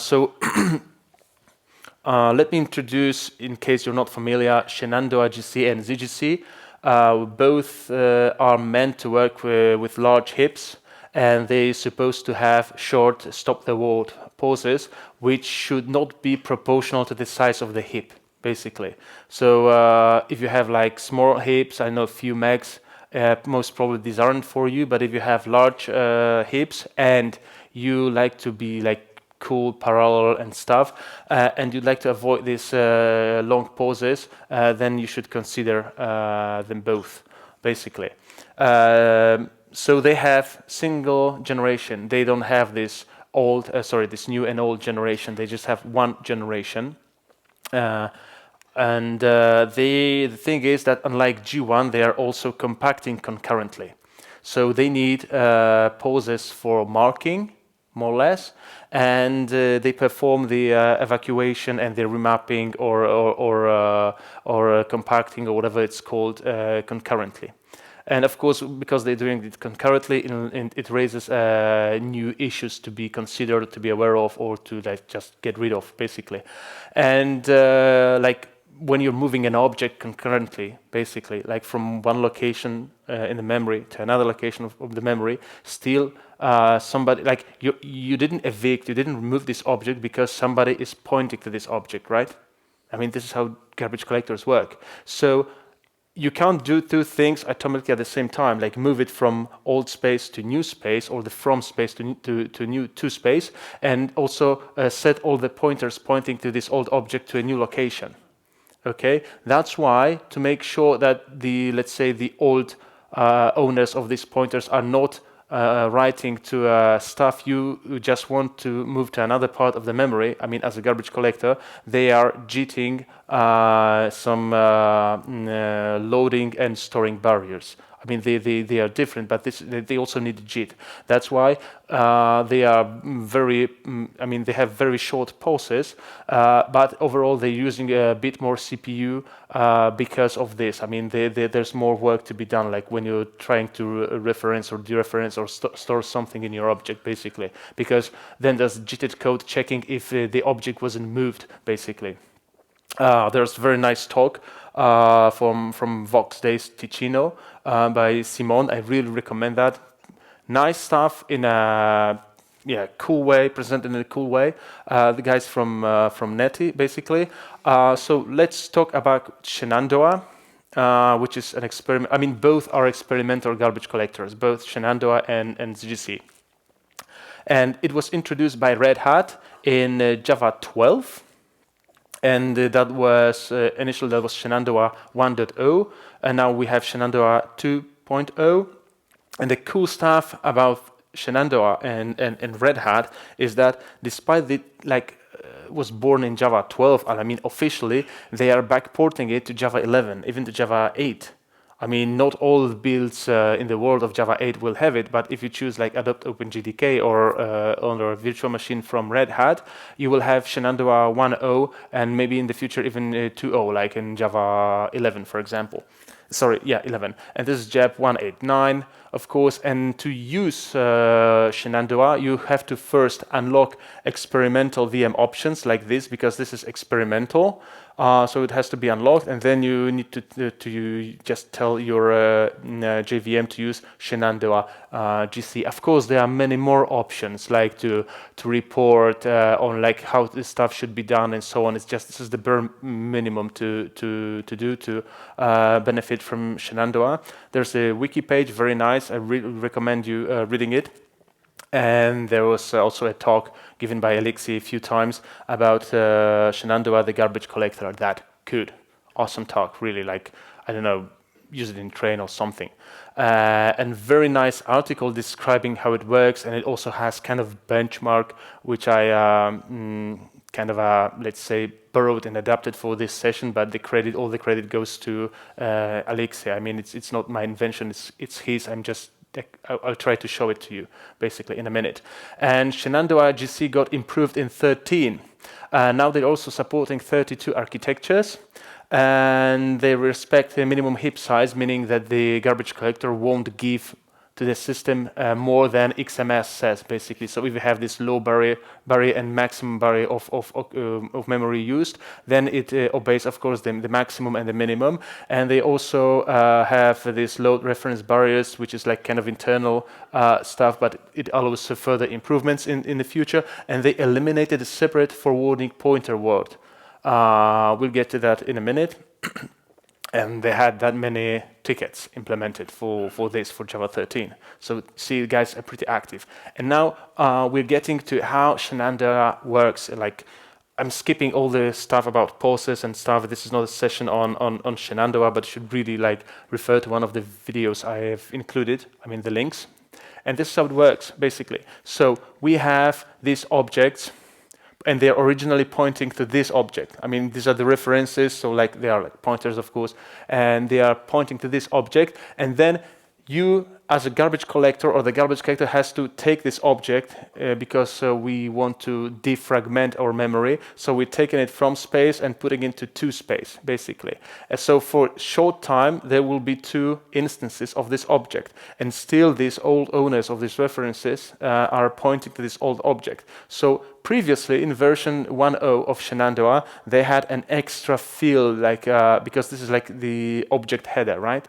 So they had an extra field, and this field in this case was used like either pointing to itself when it wasn't moved, or it was set to another object when the object was moved. And now in Shenandoah 2, they are not having a separate field. They don't have a separate field for this. They just overwrite, let me put it that way, the headers field of this no more valid object. So it works like this, so that it forwards us to this new object, and eventually, of course, in the next step, all these references will be set to this new copy of the object, compacted one, and then this could be removed, and the whole page or area in the RAM will be freed.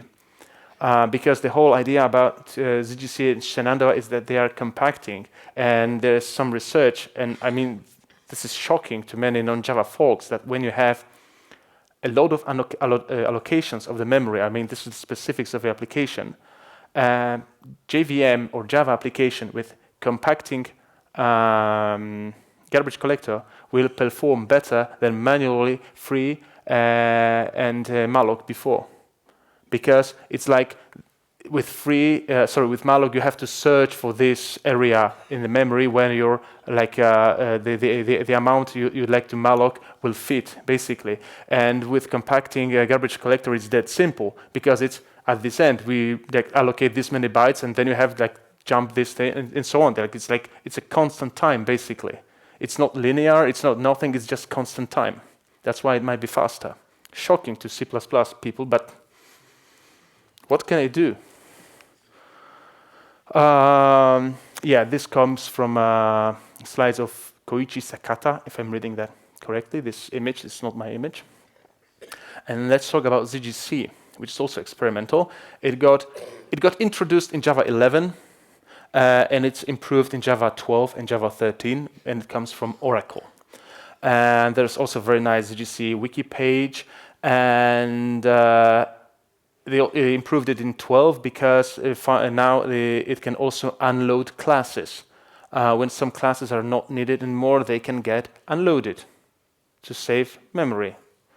And they introduced a new limit. They call it soft max heap size. So instead of having just two limits, like every other JVM process we know, so there's like minimum limit and maximum limit, they introduced a new one, which is this soft limit, and it's of course somewhere in between.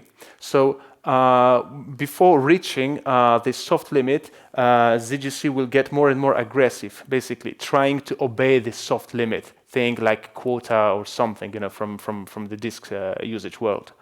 But of course, when it fails, then it goes up to the actual limit, like XMX. So it's just like a hint. So when you're reaching this soft limit, try to be more aggressive. But of course, it's not a new limit. It's just like an indication. And of course, there are more settings, like since for more parameters, like how many threads should be used, because the number of threads could have been inferred incorrectly, and so on and so on. And they also support now heap sizes up to 16 terabytes. I remember my first PC having 22 megabytes of RAM. And now, somebody has these huge sizes of heaps. Okay, it's like stoning, right? Yeah, and to use it, so this is the bare minimum. Of course, XMX also should have mentioned it with Shenandoah. It makes sense when you set the limit, right? And we say use ZGC and unlock experimental VM options to use them. And yeah, there's also a nice talk by Erik Österlund, if I remember that correctly, about the garbage collector. And this is how it works. They don't have this forwarding pointer like Red Hat people. They had different idea. And this was okay before they increased. This was for the heap sizes of 4 terabytes. Now with 16 terabytes, we don't have 42 bits here, but they're using 44 bits. Meaning, if we have our beloved 64 bits architecture, our CPUs are not addressing that huge amounts of memory. All the memory that could be addressed by 64 bits. Meaning, some bits are wasted. So, the clever idea is, let's reuse some of these bytes, just to know that we are not only pointing to some object there in a heap, but we also know if this pointer is valid or not, right? So in Shenandoah, they have this forwarding pointer to just do the jumping, basically, and here to see if this pointer is valid or not according to various circles or phases in the garbage collector, they use so-called colors. And these are basically these 4 bytes, and these bytes, come on, work. So when you hit a pointer, you need to check whether the colors are matching current ZGC phase. Basically, if they match, it means you're using valid pointer. If not, then there's basically a fallback procedure. So that's why various tools may report that, the old ones, that ZGC is actually using more memory than it does, up to 3 times more. Like you can have various cloud barriers or triggers triggered or whatever, saying that, whoa, you're overusing the memory or something like this. And it's because you can have 3 pointers pointing to the same place in a memory, only they colored differently because they were created in different cycles. Okay, so you need to be aware of this when using ZGC. And yeah, so now it's numbers are a bit different. So here's 44 to address 60 terabyte heap sizes, and of course 16 still unused bytes, and these 4 used for internal stuff of ZGC. And there's a nice tutorial of getting started with ZGC. Okay, so let's get our hands dirty. Right? Because why not? We should have this GC quasi benchmark. It's not a proper benchmark. If you try to get your PhD and you go to your professor and say, look, like Piotr did some benchmark on Devoxx Belgium, so this here's my this is not benchmark. It's benchmarkish, I would say. And also Alexei highlights that in his this blog entry. So what we're gonna do, basically, we have this simple quasi benchmark, and what it does, it simply tries to allocate memory and force GC to be busy, basically. And we will call it in basically a few ways. So we'll call it with G1 old parallel with concurrent mark sweep, with Shenandoah and with ZGC. We'll skip the epsilon. Do you guys know about the epsilon garbage collector? There's a new collector since Java 11, I believe, or maybe 10, and it's a very special collector because it doesn't collect the memory. Yeah, it's used for benchmarking, like to do anything to make things run, and it simply uses the memory. It doesn't like free the memory, so you either meet your memory requirements or you get out of memory error, basically. But it's useful for benchmarking or for like single run stuff, or for stuff that doesn't overuse the memory. Okay, let me go here. It's Java 13.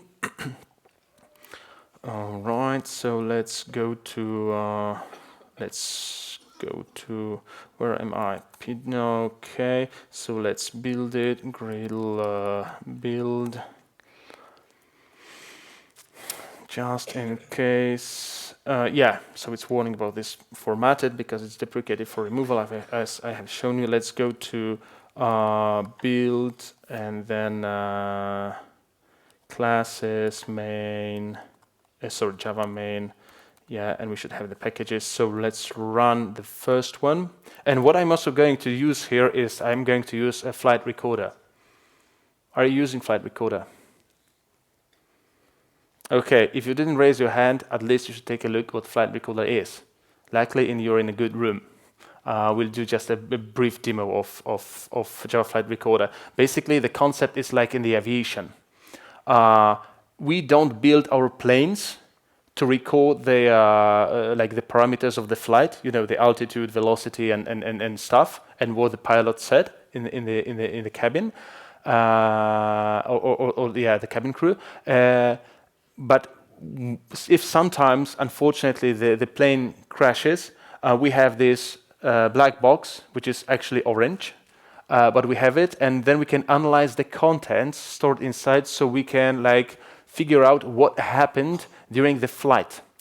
And now this flight record, I mean, this is not a new concept, but it got open sourced by Oracle due to this 6-month release cycle. So they said, okay, who cares? Let's open source it. So now you don't have to unlock commercial features without paying for them.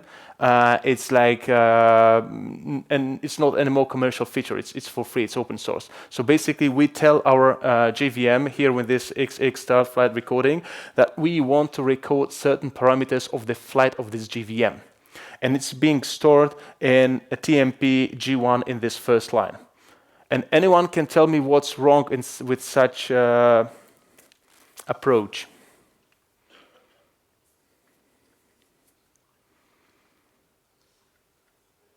People, have you ever recorded or stored logs to TMP?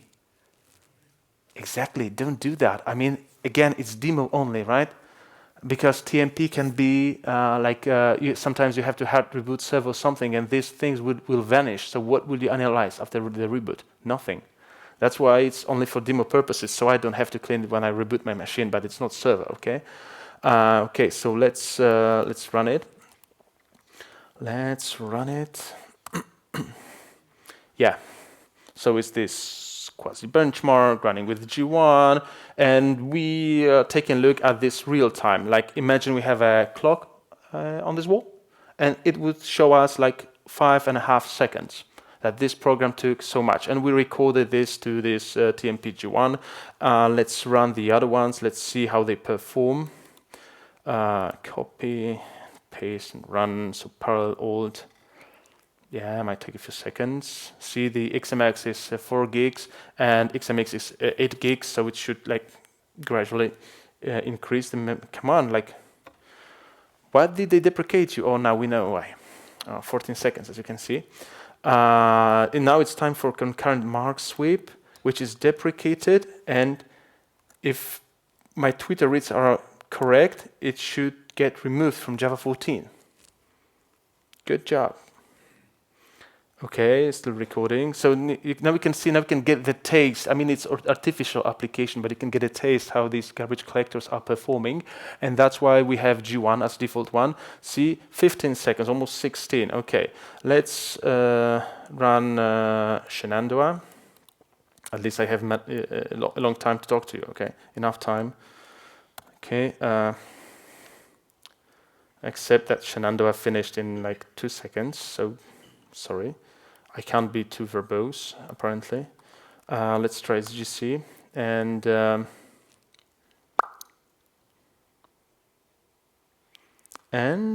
Mr. ZGC? Yeah, somewhat slower for this very benchmark. But, you know, benchmark was created by a guy from Red Hat, so Shenandoah is from Red Hat. You get the story. Okay. Yeah.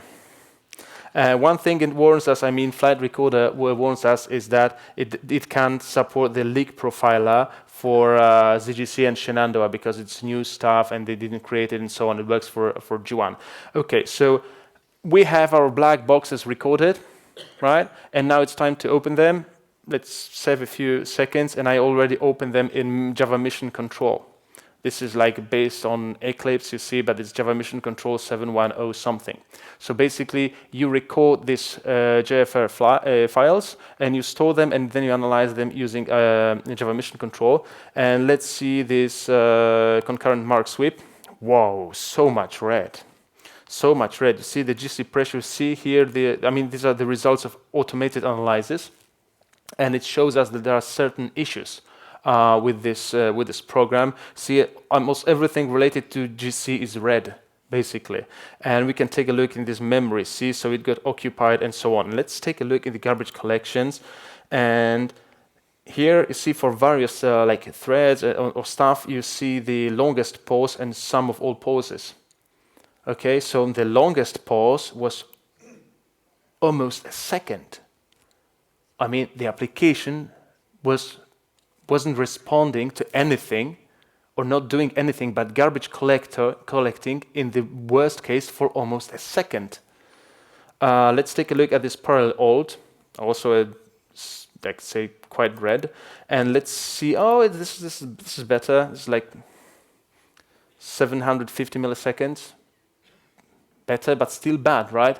Like for 3/4 of a second, in this very case, in the worst case, the app didn't do anything. Or here, even if you see this thing, G1, it's not so red as you can see, so it's doing better. And yeah, garbage collections are not red here, but let's look for the longest pause. It's 150 milliseconds. Better, like 6 times better, but still 150 milliseconds. Okay, let's take a look at Shenandoah. And the longest pause was, yeah, like 1 millisecond. Okay, let's take a look at ZGC, because we want to have like concurrent garbage collector and see how they did perform. And the longest pause took 1 millisecond. I mean, something smelly here, right? Do you know the smell? Do you know what smells this like this? It's the smell of money. The money we can save on this. Really, I mean, look how cool this stuff is. Right? Instead of 150 milliseconds, it was like 1 millisecond. We could save a lot of money and a lot of memory on our applications would perform better and so on. And what's even more important, I mean, this paper is quite nice and greenish, but we could also get more green, you know, reduce CO2 reduction and so on, which in a long term, I think it's even more worthy than this green. See, it's so freaking good. Why not give it a try? I mean, even in Java 11, you can still use both, like Shenandoah and ZGC, instead of the default G1. And people are still yelling, give us CMS back. What for? Okay, see, these are I mean, I was pretty amazed when I saw it for the first time, because these slides don't show like the real experience. So now you should run your real application, like feed it with the same data again. So make sure that you're more benchmarkish than this simple stuff, and see what's best for you, like whether it's Shenandoah or ZGC, or which parameters you should use, like fine tuning and so on. Not just setting XMS and XMX. Okay, let's talk about constants API. Well, they got introduced. It was introduced in Java 12, and this is this JEP. And apparently, I know it's related to the constant pools in classes, and that's all I know. Sorry, it's here for like reference. If you have some issues with this, maybe you're interested. So yeah, you can take a look. Okay, application class data sharing. Who knows what class data sharing is, or application class data sharing? Raise your hand. Okay, so I hope like after this Devoxx or quite soon, like the whole room would wave to the speaker, really. Okay, let me explain like in short. I mean, this is not a precise description of what application class data sharing is, but it's just like sometimes you have to explain something in a simple way. So you have class path. It's that long. Okay, and you spin the same application because, okay, CI, continuous delivery and stuff, but we have the same class path over and over. We spin our applications with the same class path over and over, like tens, hundreds of times. Even more, we can have many instances of the very same application running concurrently at the very same machine. So how the process of loading or starting the application looks like, more or less. It reads this long class path, okay, and then it behaves like Tom Cruise in Minority Report. Has to store everything in this transparent wall in order to be able to say, okay, this class, this jar version, this method, just needs to build the whole image to reason about the class path, also including our code. And it has to build this image every time you start the application. Okay, this is just a waste of time and not needed generation of CO2 again. Because if you have this image and you're running the very same application for, 200 times a day, why not just store it to a file and then when needed, just load it from this file when it's ready? Even more, if you're running the same application many times at the same server, in the same instance, you could just reuse this memory, right? And this is what happens. It's reused in read-only mode. So this is application or class data sharing acts as a kind of cache. So you don't have to analyze your class files over and over again. You could just dump it and then use it. But I mind you, this is a cache. So sometimes it has to get invalidated. When you update your class path or your code, then you need to invalidate this cache, meaning delete this archive or rebuild it or whatever, okay? So just don't use it for ages because this might be problematic. And also, a second thing about application class data sharing in this crash course is that it matches the prefix of your class path. So if you add more jars, if you append jars to your class path, it's okay, but you can't change the order. You can't even change the order of the classes that were scanned during creation of this class data archive. Class data share archive. And yeah, so it got introduced as far as I know in Java 10, and it received several improvements now in Java 12, because how it worked in Java, let's say 11. You had to create a list of classes that are going to be stored in this CDS archive.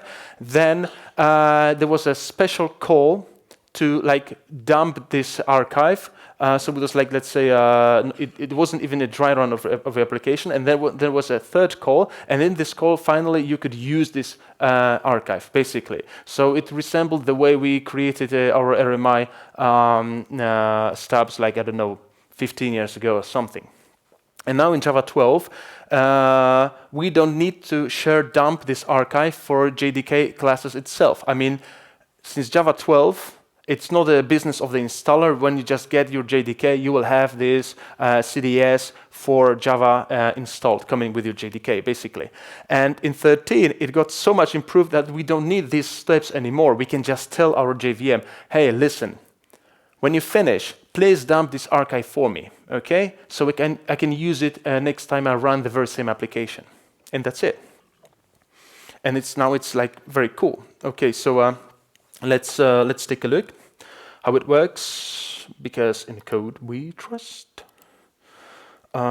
Should have like a demo for you, like it got improved in 12. Yeah, it's 13. Okay, yeah, I have this script. It's a simple script. I mean, in Bash I trust. This will stop whenever we have an error. Then I remove this file which is stored in here. Then I'm creating this class data sharing archive in a dynamic way, meaning I run the application and it's dumped. I mean, this archive is dumped to dynamic.jsa. So I have this AppCDS created. Then I'm running the application, and with this xshare off, I disable totally all CDS I have. Then in this run, I'm not running it with this archive I created here. Only JVM is using the default one it came from since Java 12. And here I'm using this. I mean, this didn't change since 10. It's just now I can use the archive I created here dynamically instead of creating it in more manual or static way. Let me put it that way. Let's give it a spin to this script and let's see how it behaves. Okay, where am I? Okay, here. So src main Java. Yeah, and let's run this script. Yeah. Okay. So let's read the results. Again, the real is like the clock time. So for the first run, when I was running this application and creating this archive, it took half a second. Then running the application without any CDS, it takes, as you can see, almost 400 milliseconds. And then when I enabled the default, I mean Java's CDS, it got slightly better, but just don't get hooked to these numbers, okay? I mean, sometimes this is even bigger than the previous one because, again, this is not the proper benchmark. We don't have any warm-up and so on. Like this is not scientific approach. This is like dirty hacking. It's not even engineering. And then we have enabled this application class data sharing, and see we got better just by 100 milliseconds compared to having nothing. Okay, so we are starting our application, and what's our application in this very case? This application is, mesdames et messieurs, only this. So for running this simple application, I just save 100 milliseconds. Now, who's using Spring? So you guys should be interested in this, because you're loading gazillion of classes, right? If not even 2. This got 100 milliseconds better, and again, when you run it over and over, like 200 times every day, right? Every penny counts, basically. Okay, back to the slides. Yeah, so there is a change. User time zone might be null from Java 12 if you're using user time zone, because it used to be empty string like in 11, and now it's not. So unless you set it like this when you start your application, it might be null and not empty string. Basically, I have a demo for this, but I think we'll skip it. It's quite simple stuff. Yeah. This got fixed. I mean, strict parsing of hour of AM, PM, because, yeah, we had a code like this. I have a code running. Where is it? Yeah, this thing. See. Now, let me open it in the other one. I mean, maybe it's a kind of indication for you, but okay, I don't care. So this is Java 12, and of course 11, and we're parsing it. What would you expect? And I mind you, we are in the strict mode. So we want to be strict as we want to be strict. What will happen? Okay, we have the code to run it, right? We don't have to guess. Let's run it and see. And we get not 12, we get 0, 0. So yeah, it's a bug, basically. Somebody spotted it and reported it, and they fixed it. And in Java 13, it causes an exception, because it's not clock time, because on clock we have 1, 2, 3, and so up to 12, right? And it's clock hour of AM PM. And when you have hour of AM PM, you're supposed to have from 0 to 11. So 12 is illegal. And previously it was still passing the strict passing. Now it's not. See, so they're fixing many bugs as well. And of course, in Java 12 and 13, like also in previous versions, we have more emojis, in case you need emojis. So yeah, in 12 we get emojis from 11. In 13 we have emojis from 12. Sorry, I can't think of it like that because since we have Klingonian added a few versions of Unicode back then, and I think every human language, even dead languages, are covered now. Apparently they're not because they're adding like a few dead, or maybe not so dead. Like anyway. And there was one character added for Unicode 12.1. This is this new Japanese era. I don't speak Japanese, but I was told it's Reiwa or something like this. Yeah, so in Java 13 also, if you're doing something for Japan, it might be important. There are changes in NIO's byte buffer in Java 13. And this is nice because you know the concept of buffer. You're buffering something, you have a position in the buffer, and now say, give me like 5 more bytes, right? Or give me the next byte, basically. That's the concept of buffer. And now we have 2 new methods, get and put, and these are their signatures, and they allow us to like jump out of the scope. And okay, what was there? And then like, give me 10 bytes since byte 5, for example. So we don't have to like read them in loops, byte by byte, as we did previously. Now there's an option to get them again or store them like outside the, not touching, not influencing the position of the buffer we have set when we are reading or writing something, basically. So yeah, if you're doing a lot of NIO stuff, like channels and so on, you might use it. Again, the ticket for you. The stuff that got removed, because this is what I like since Java 9, is that they're getting rid of these balls and chains to move Java faster. Yeah, some things get removed. So finalize methods in the file input stream and file output stream got removed, which is good, because we shouldn't be abusing, let me put it that way, the finalize method. You should close it like you know, human beings with some dignity, basically. So we either call close manually, or since Java 7, we're using try with resource, right, to close it, basically. So then it works like auto-closable, basically. And also finalize method got removed from zip file inflator and deflator. It didn't do anything as far as I know, only an existed. So if you had like inheriting classes and they use this overrides annotation, now this will no longer compile. Okay, so effectively there's no change. You also only need to get rid of these overrides. Yeah. Security warning from AWT got removed. It was scheduled or deprecated a long time ago. Now it finally got removed. If you still have it in some ancient GUI applications. Yeah, old features from Java doc tool got removed. Meaning, since we have this nice and shiny search, we don't need frames anymore. So now Java-C is not able to generate these frames for you, and it's not able to generate the HTML4, basically. So there's only this new HTML5 style with search and so on, since Javadoc tool from JDK 13. Again, ticket, if you're picky. Of course, just like with any other version, things change in certificates world. Like some CA companies get acquired, some certificates are no longer valid, and so on. So this is reflected, and also some changes to encryption, like Kerberos and stuff. If you're using it, I really suggest you should take a look. Also, some things got deprecated, Java 12 and Java 13, because they might be removed in the future. And yeah. There are a few methods which got deprecated in Java 12 in class unsafe. Now, who is using unsafe?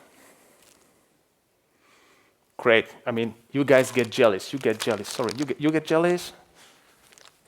And sorry, could you raise your hand again? Yeah, you get jealous as well. Okay. Where's the rest of you? Because you raised your hands when you were saying we were using Spring.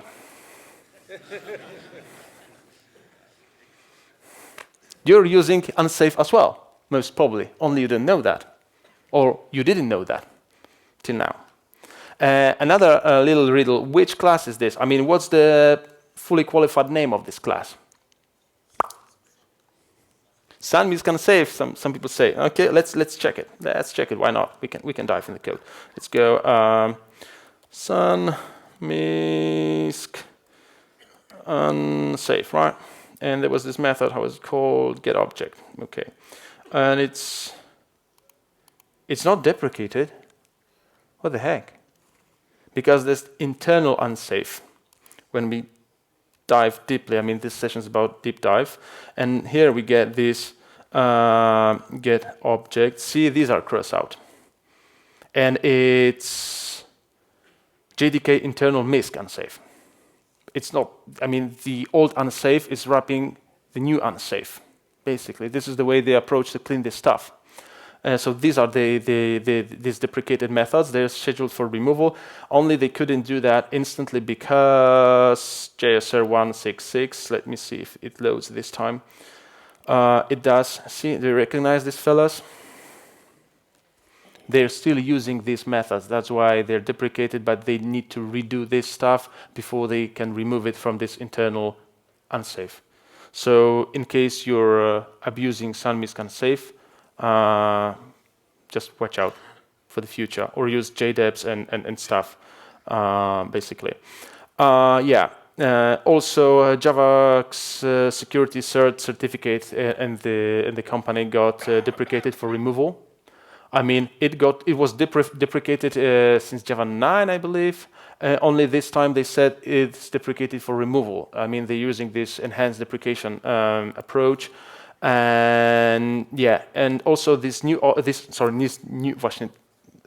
options like the verify none and no verify got deprecated because they needed to speed up speed up the spin-off time, basically, right?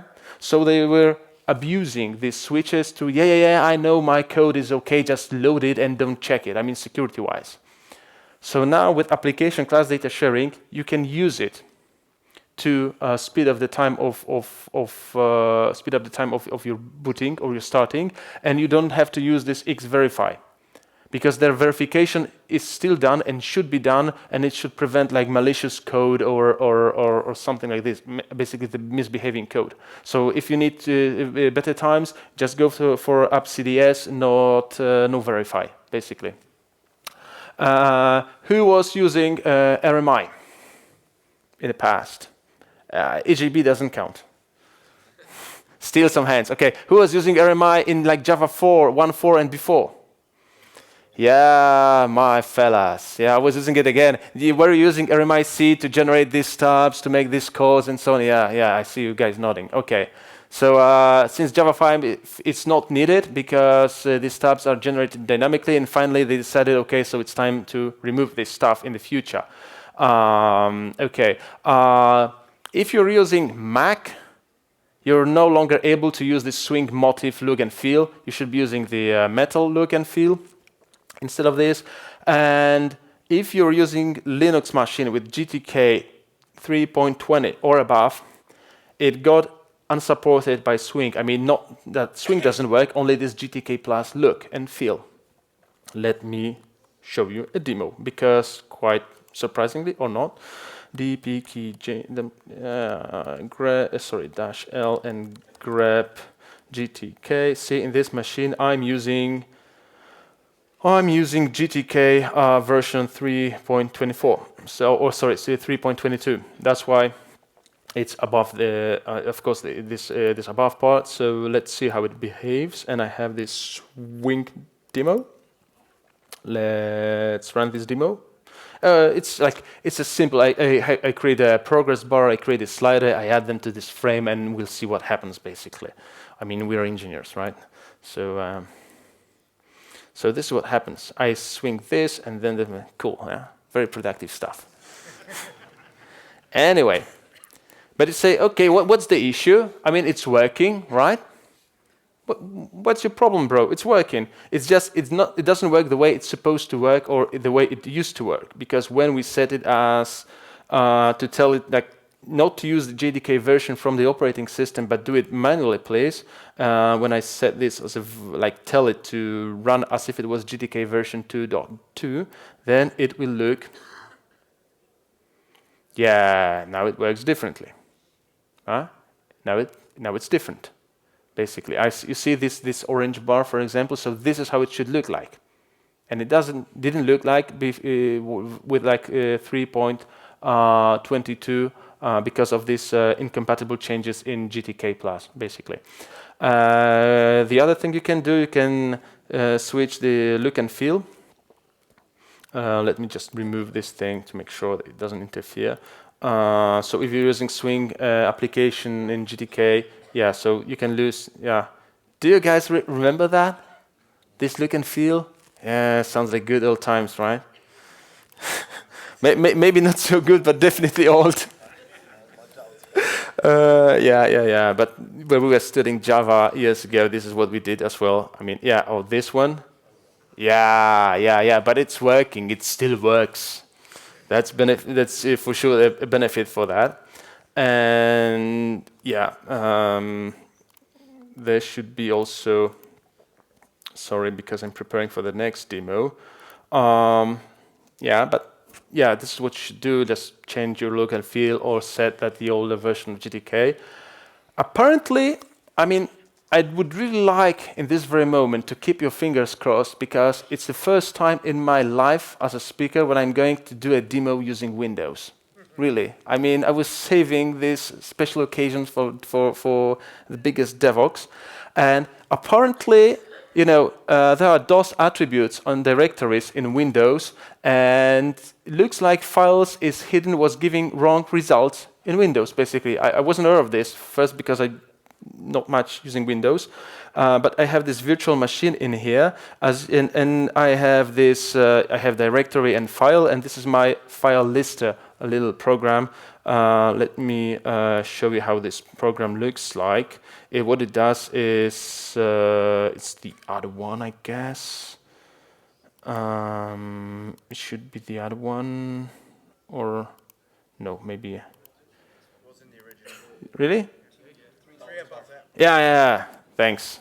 Yeah. So what it does basically is just enumerates the child files and filters out the ones which are in directory, and then I'm checking. Sorry, using files hidden. This one, if it's hidden or not. That's the whole story. I mean, no magic. I just wanted to demo something on Windows. Okay. So when we see when I does it work? Does the keyboard work? When I dir it, it just shows directory and file, yeah? Right? Just like this. But when I dir slash, you say, yeah, that's the issue. Okay, thanks a lot. Sorry, I'm out of jellies, but I would share if I had some. Yeah, and now we have this hidden directory. Okay, so I'm going to Java file lister, because now since Java, I don't know, 11 or something, we don't have to Java C, we can just Java if you have a single Java program. And see, it says that hidden directory is directory and it's not hidden. So truly, in Java 11, because it's Java version, there was this bug. In Windows, hidden directories weren't detected as hidden directories. But who cares? Okay. Yeah, now JDEPS tool, because are you guys using modules in your production code? Do you have juniors in your teams? Then maybe you should be using modules. Really, because what module, I mean, this is my personal reading. You don't have to agree with me. Nobody has to agree with me. It's just, I think modules are quite cool. I mean, they're lifting the encapsulation up to architecture level. So you make sure that, let's say, our junior colleague who's not so much experienced, for example, doesn't use a public class from this internalish.impl package, just because the class is published, and in their bootcamp / university, they were only teaching them about public, private, and protected, and the default one. And they don't know that the class is public, but it's an impl, and it's public only because of testing or DI or whatever. And now, thanks to modules, we can make the compiler and the runtime our friend, so they cannot use these classes, even they are public, but we can, let's say, encapsulate the package in our module. I mean, modules in 1 minute. And JDEPS is it's a really good stuff. You have your class path, and of course, you don't have to like rewrite everything you have into modules just like in one huge step. Let's say you take your core domain, just a few items, few jars, and you pack them into modules. So instead of creating this module-info.java descriptors, you can use JDEPS. And now there is a change in JDEPS that it reports that there are some transitive dependencies missing, basically. So it's even better. So you don't have to create these module descriptors totally from scratch. You can use JDEPS, and JDEPS gets better and better. I'm not demoing modules this time, sorry. Of course, there's more to cover, but yeah, we're talking about time.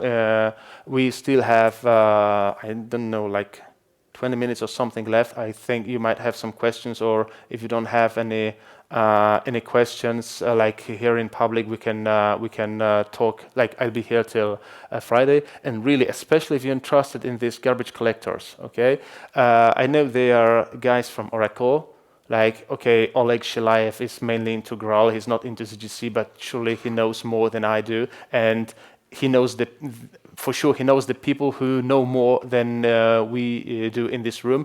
And also there's Mario Fusco from Red Hat, and he can tell you also who knows Shenandoah. Maybe there are some other folks. Maybe he can explain it to me more if we are not able to meet Alexei Shipliev.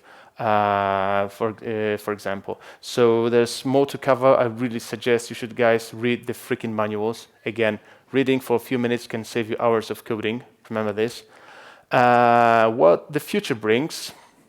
Do you know this Magnificent 3? There are new umbrella projects. I mean, what we observe like in this switch expression / pattern matching, and what we also see, we see as these record types are Project Amber, Valhalla, and Loom. You should take a look at them. And yeah, I mean, this part is on Java 14. I couldn't resist, so let's spend a few minutes on this. So this is our ordinary JVM, how it looks like. Let's say you have an array of objects.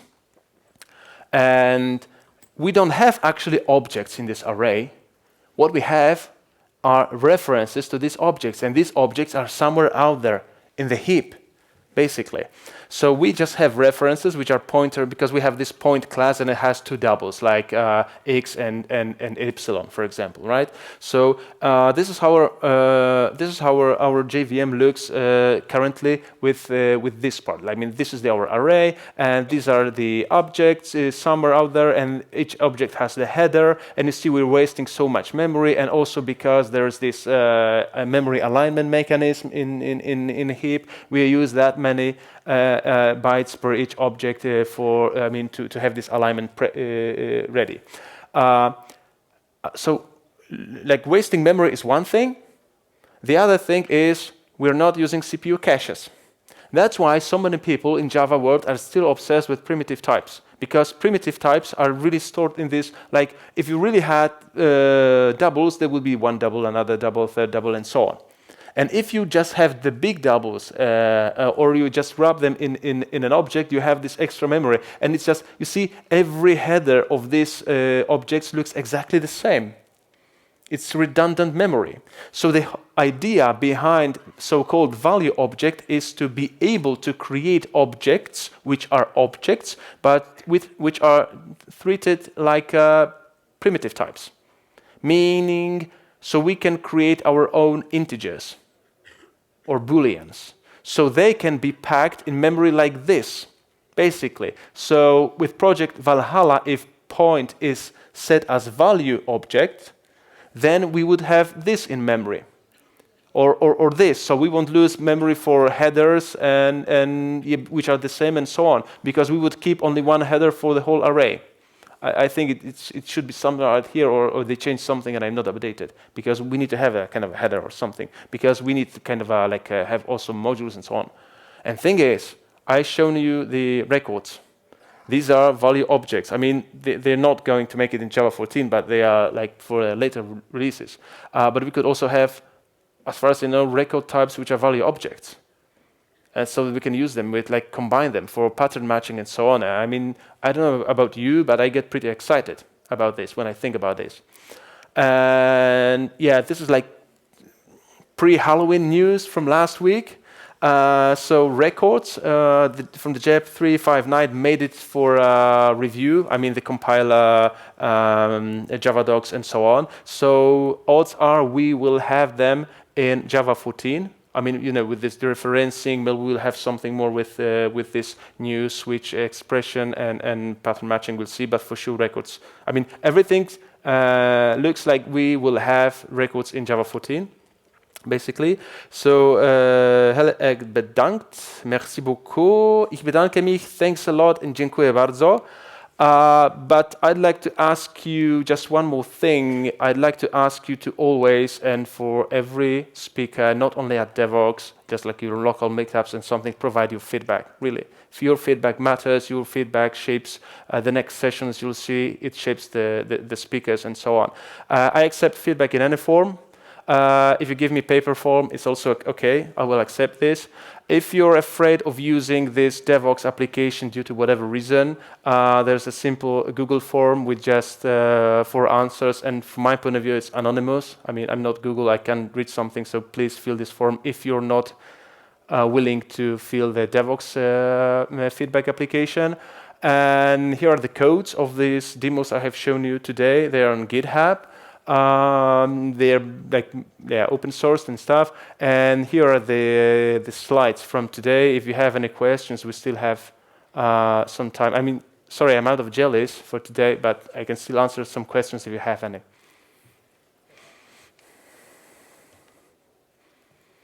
If there are no questions now, you can ask them later. And now enjoy the coffee. Thank you very much.